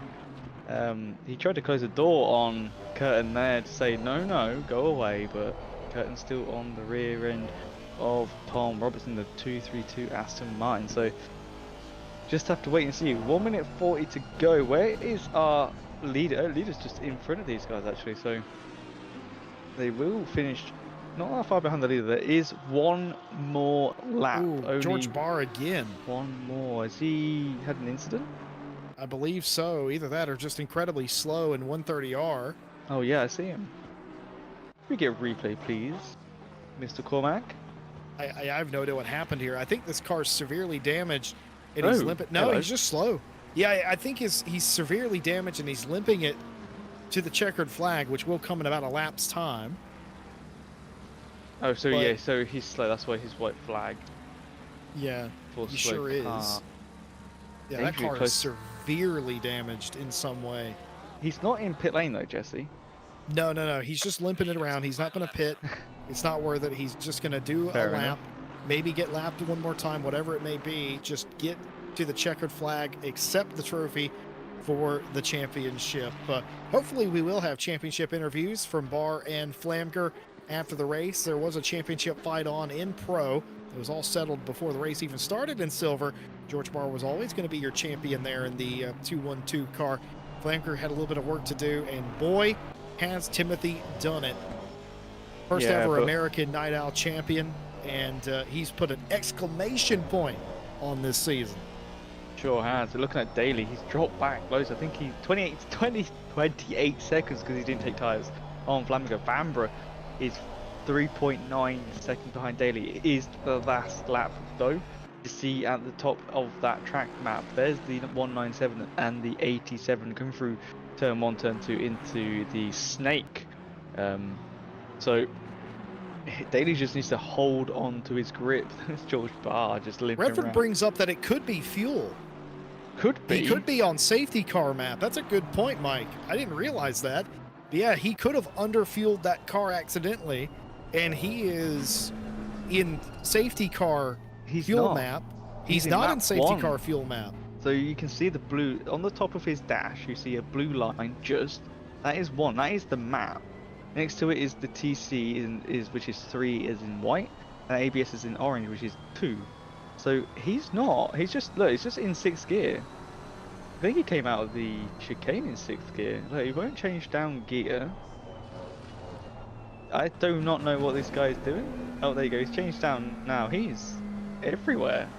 Yeah, it's very strange. The race coming to its natural conclusion. Timothy Flamger for Alpha Simsport sat on the pole and never really looked back. A challenge in the midpoint from Jordan Daly didn't topple the tower of Timothy Flamger. Flamger's not only going to win the race, he's going to win the championship. Flamger's your winner and your champion of Night Owl Season 16, presented by Ash Bibby.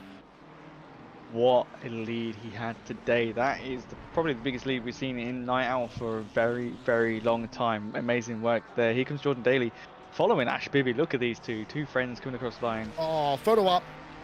Here we go. Coming across the line together, just chilling out. Second place with Daly. Very well done. Ash Bibby not doing too bad themselves. Had a few incidents early on, but there's Vanbrugh in 3rd place for Team Spain without the A in the 87. Very well done. Here comes Phil Roberts. I haven't talked about this guy for a while. He's actually quite far away from the finish line. Coming down the back straight now, he will be 4th place. The 212 is going in pit lane. George Barr is now going to the pit lane for some odd reason. I do not know what they are doing. Something's up. Something's been up for the BDG car for about 5 or 6 laps. It's hard to diagnose what it is. The car looks under control, just very, very slow. Bill Roberts will come across the line and finish 4th. Vanbrugh ultimately winning P3.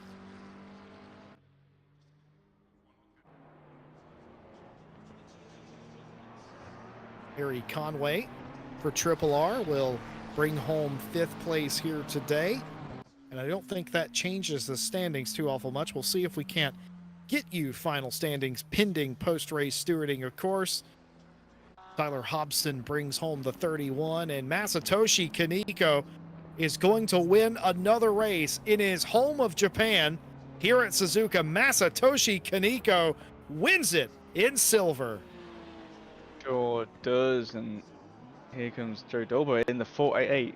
He thought it was going to be OP, but he said, no, this is probably the wrong OP car to take for this championship, but he did very well in the old car. Here comes Jordan Bubbins, finishing his first championship ever, and he's done very well for himself. He's given a pat on the back for that driver there. There's Tom Roberts. He is finished. He got third place. Very well done. And I need to do some results finding. You do that, buddy. Ted Edwards is going to do his job as an event manager here for the last time this year, and I'm going to talk to all of you at home for just a few moments.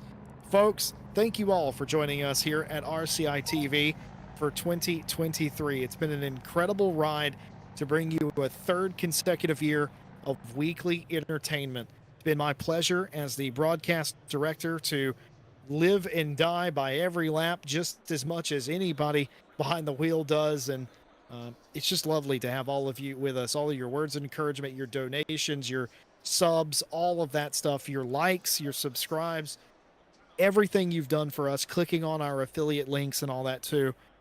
It's overwhelming at times how much support we get from all of you, and because this of course is the holiday season and likely the last broadcast of the year, I just want to say heartfelt thank you to every single one of you for making RCI TV what it is, what it's become, and what it continues to be and will be again in 2024. It's a pleasure to bring it to you. We're just happy that you're here, and we hope that you have enjoyed this year's broadcasting. Well, yeah, well, results are up. Jesse and chat, would you like to have a look at well, I don't even need to ask. Cormac's already beat me to it. Well, here we go. Timothy Flamger. This is obviously pending post-race penalties, but I don't think Flamger is going to need anything against him tonight. He's been clean all race, and he has taken the win for the pro class this season, the season 16 presented by Ash Bibby.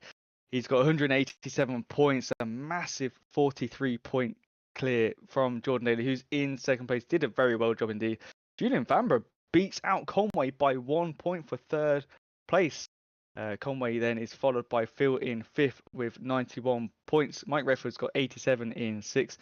Raphael Hill is 77 points in seventh. Joe Dolber in the 488 in the old car is in eighth place with 64 points. Tyler Hobson in ninth with 60. Matthew Malcolm, even though not finishing tonight, still got 55 points and finished top 10. And he says in chat, I'll take top. Very well done to you, sir. Here's the next lot of standings. Justin Madley, 43 points. Raymond Frano, 1 point behind with 42 in 12th. Alan Asprey is another point behind with 41 in 13th. Oliver Curtin with 14 in 14th with 38 points. Herbert Pachuska with 30 joint with MO Plate still, as they didn't finish today's race, and MO Plate was not here. 15th and 16th joint on 30th points. Mark Reinhard with 25 points in 17th, and Benzel in 18th with 7 points, and everyone else has retired from this season's championship. And Jesse, you can take the honours again. Here is how the Silver Championship wound up. There was still a battle amongst the podium positions.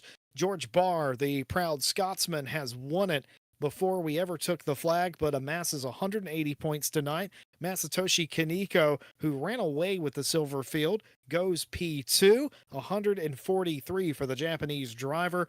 Third place belongs to Tom Roberts. Talk about a driver also coming out of retirement. The Welshman kind of did that this season. Still remembers how to wheel a race car. 119, third place, will take the final step of the podium. Just behind them, Tim Ireland on 111 points. Adna Pusina goes to fifth on 106. The best first name in sim racing wasn't here tonight, but has 77 points for the season. Ash Bibby concludes his first championship contention with 64 points in seventh place. Guar Fox joined us late, I'm pretty sure, and gets 54 points total. Kevin Boss on a part-time schedule goes P9 with 44. Les Stevenson in 10th place had 40 points and finishes in the top 10, of course. Outside of that, Jordan Bubbins amasses 30 points in his inaugural championship hunt. Richard Hutchins on 26 in 12th. Callum Kerrigan finished the championship without a single point. Everyone else, of course, retired from the series. Those are your final championship points. And now it's time to hand out some hardware. Let's talk to our champion in pro, Timothy Flamger. Good evening, gentlemen. Well, It's your first Night Owl championship, and you really spanked him out there today. What was the secret? Having an OP car. The Lambo is really hard to catch here if you drive it well. And I have a ton of practice here because we just did the 24-hour like 2 weeks ago. Or what is it, last month? Somewhere in there. It might have been both, to be fair, Tim. Yeah, this is also my favorite track. So it's the favorite track for this car, and it's my favorite track, so like all the stars aligned and delivered pretty decently. Well, not often does a driver have a championship like this. You knew it was going to be stiff competition. Daly was coming off 2 championships in a row. Harry Conway, a 3-time champ, was also in the field as well. You guys raced each other, but how does it feel to overcome all of that and write your own name in the history books? Oh yeah, I am super happy with this. I have so many P2s that finally winning one is just spectacular. I think I've been doing this for like, what, 8 seasons, 10 seasons, something like that. I started pretty early, like a year and a half ago during the pandemic. But yeah, almost as long as I have. Yeah, it's been a while. Yeah, epic to finally win one though. I got so much good luck this season. There you go. Well, Lamborghini, as Harry Conway has done the stats for Night Owl, is the winningest car. You and Samir Fosh have done the bulk of the damage in that car over the last several years. Is there any reason you would consider any other car? And my question is, you coming back for season 17 next year? Yeah, I'll be back. It's probably gonna give the McLaren a whirl. I usually don't take the same car every season. I usually change cars every season for Night Owl because it's fun to have a little bit of variety. I only stuck with the Lambo this season because last season I had to miss so many races. I didn't feel like I gave it a fair shake.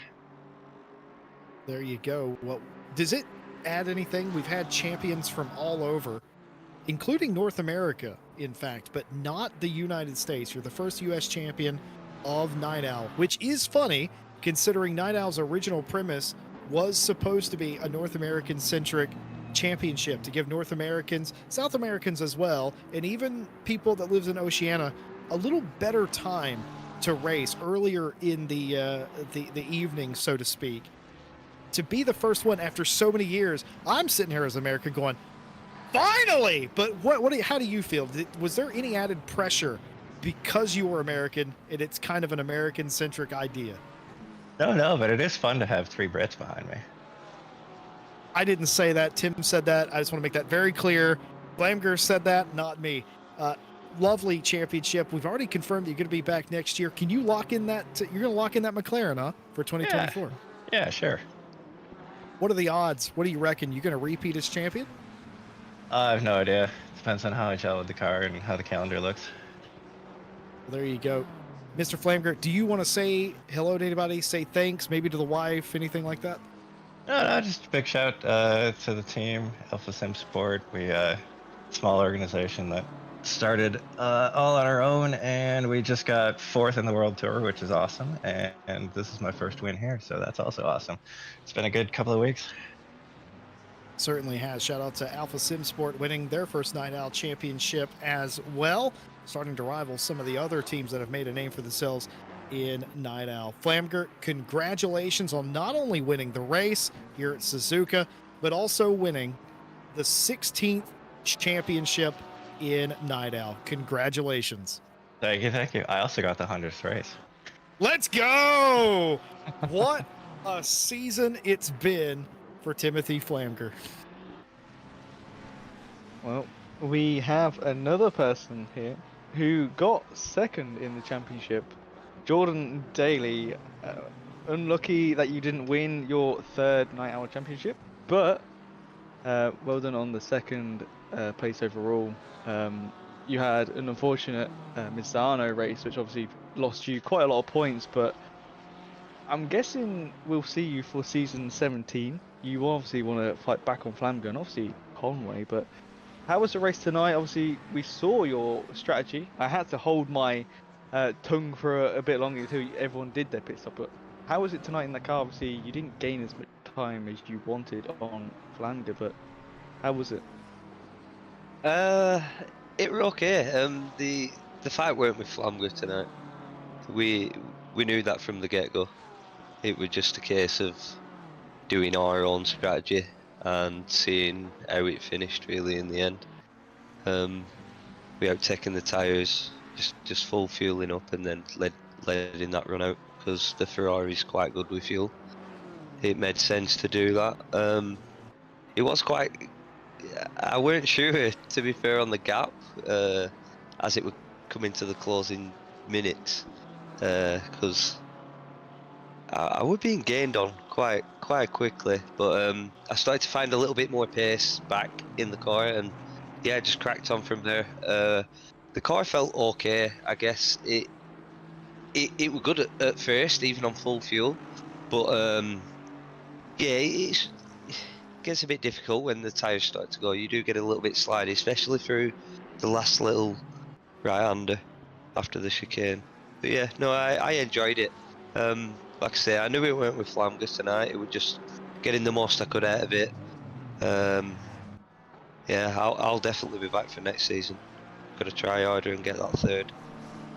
Yeah, we saw Vanbrugh gaining on you, and I think if there was a few more laps in it, I think Vanbrugh could have had a little bit of fight with you for the second place there. But yeah, very well done to hold on to that, and obviously with the same tyres you've used the whole race, it's something that you don't really see. Obviously with your fuel advantage on the Ferrari, it was something that you obviously told me before, and obviously Conway would have done the same, but he had the incident with Vanbrugh in 130R, which we will talk to Conway in a minute. He is here, but yeah, very unfortunate that you didn't win your third to tie with Conway. But yeah, seeing you next season will be a fun one to do. But yeah, nice second place though, 144 points. Still had a gap over Vanbrugh, who joined us a little bit late. Well, he joined us round 2 in the season, so very well done to you, Daly, and can't wait to see you back. Will you be in the Ferrari, or are you going to choose something else next season? I'm not sure yet. I've no decision made on what car I'm going to use. I mean, I won for 2 seasons in the BMW. Do I come back in that? Do I keep going with a Ferrari, or do I change it up? I'm still unsure. Yeah, if we have an idea, well, Niall, you never really have an idea with a calendar, so it's just a case of trying something out. I'll see how I feel, see what I feel comfortable with. You never know, you might even see me in a Merc. Ooh, John Daly in a Merc is a very, if you've watched Night Owl in the past, that was your car you were driving. The old Merc, that is. Not Yep. the Evo. That was the thing me and you drove back in the day, and that'd be nice to see you in something different. But yeah, well, thank you for tonight, and well done on your second place. But Thank you. Harry Conway got 4th in the championship, had 1 sign out, still got 117 points, 1 point behind Vanbrugh for the tie on 3rd. How was the race for you tonight? Obviously, you had the incident with Vanbrugh, which we think was a little bit of a lag spike, unfortunately. How was it after that? How was your race? How was the car? And did your strategy change from what you and Daly were going to do in the first place? A bit of all over the place today, to be fair, but no, strategy didn't change. I was still on the same tyres the whole race. I just had like 25 seconds of damage, I think, to fix. And 2 spins on the tyres, 90 minutes. They were definitely not ideal. But I tried to take care of them as much as possible and claw my way back to top 5, which I'll take. Did you repair your damage? Because it seemed quite a quick pit stop. Obviously after you had the you did, okay. Yeah, it was I fixed it, and then I spun again afterwards, and then I hit the wall again. So I had about 9 seconds of damage for the last 45 minutes because of the flat spots, which is not ideal. Well, you still finished 4th on your comeback into Night Owl. I'm guessing you'll be here for season 17 next year to try and get your 4th win. Try and stay ahead of obviously Daly, and obviously now Flamga's come into this. He's been second place 3 times now. and now he's won his first one. I'm gonna guess you're gonna be here for season 17. Yeah, I should be. I might try something new. I'm not sure yet. I'll have to test and decide. I do want to drive the Porsche, but I know it's horrible, so I might not. I might try something else. But we'll see. Timothy Flamkers said he's going to use the McLaren. Daly and Conway saying they don't know what car they're going to choose yet. We'll have to wait till next season, next year. So very interesting. But well done on your 4th place. And lucky you didn't get 3rd, but it was a nice battles we saw all season long. So very well done to you this season. Thank you. Well, that is all for the interviews. We've got some partners to reel off. Digitalmotorsport.com has all your top brands and your one-stop shop for everything sim racing. They have a little sim builder you can have a look at and have a little play around with, see what the sim rigs look like with the equipment on it, with your rig, with your wheel and that. So have a look at that. You can have the beginner stuff, or you can go straight to the expert stuff. It's up to you. The link is in the description below, and obviously don't forget Fanatec. They obviously are with it as well. They are a global leader in high-end sim racing hardware. I have the low cell pedal on my V1s. They are still going strong, but obviously there's V2s and V3s on there as well, and they got some good bundles with their sim wheels and bases with pedals. So go and check them out. They got everything for everyone over there. They are in the description below as well. And if you use our affiliate link when purchasing from them, and then we thank you as well, because we get a little bit back from that link as well. So thank you very much. But that is everyone to shout over. But yeah, I just want to say thank you to all the staff here at RCI. Obviously, we didn't have any live stewarding, but we've had stewarding in other championships this year. Obviously, there won't be any more races up to Christmas. Maybe something after Christmas. Not too sure. We cannot confirm, but thank you to the support staff, the moderators, the stewards, the head stewards, obviously the broadcast team with Cormac and Ash and the other broadcasters, and the commentary team as well. We, wouldn't be RCI without them. We wouldn't be able to bring you the pictures on the streams either, and obviously the event managers for setting up their championships, and the admins for keeping us all under control. So we don't go off the rails. But yeah, it's been a pleasure to work with these guys here at RCI this year, and 2024 is just going to get bigger and better, so watch out for that. But yeah, Jesse Lee, do you have anything else to say? Well, you kind of summed it up, Ted. It's a huge undertaking that we all do. Every single person here at RCI, from a staff standpoint, is obviously a volunteer.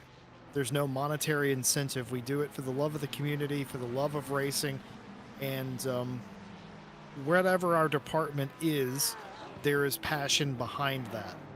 And I want to re-up on what you said. I want to thank every single person, from the moderators to event managers to any form of staff. And of course, my broadcast team, the stewards, are a huge help as always, and they continue to be a pillar of our community.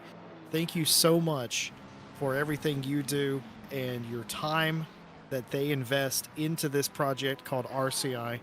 We appreciate that. We'll be back with you in 2024. Multiple sims, and we can't wait to share with you all of the things we have planned already for next year. But for now, potentially being our final cast of the year, I just want to say, on behalf of everyone here at RCI, season's greetings, happy holidays, Merry Christmas. Please enjoy your winter break.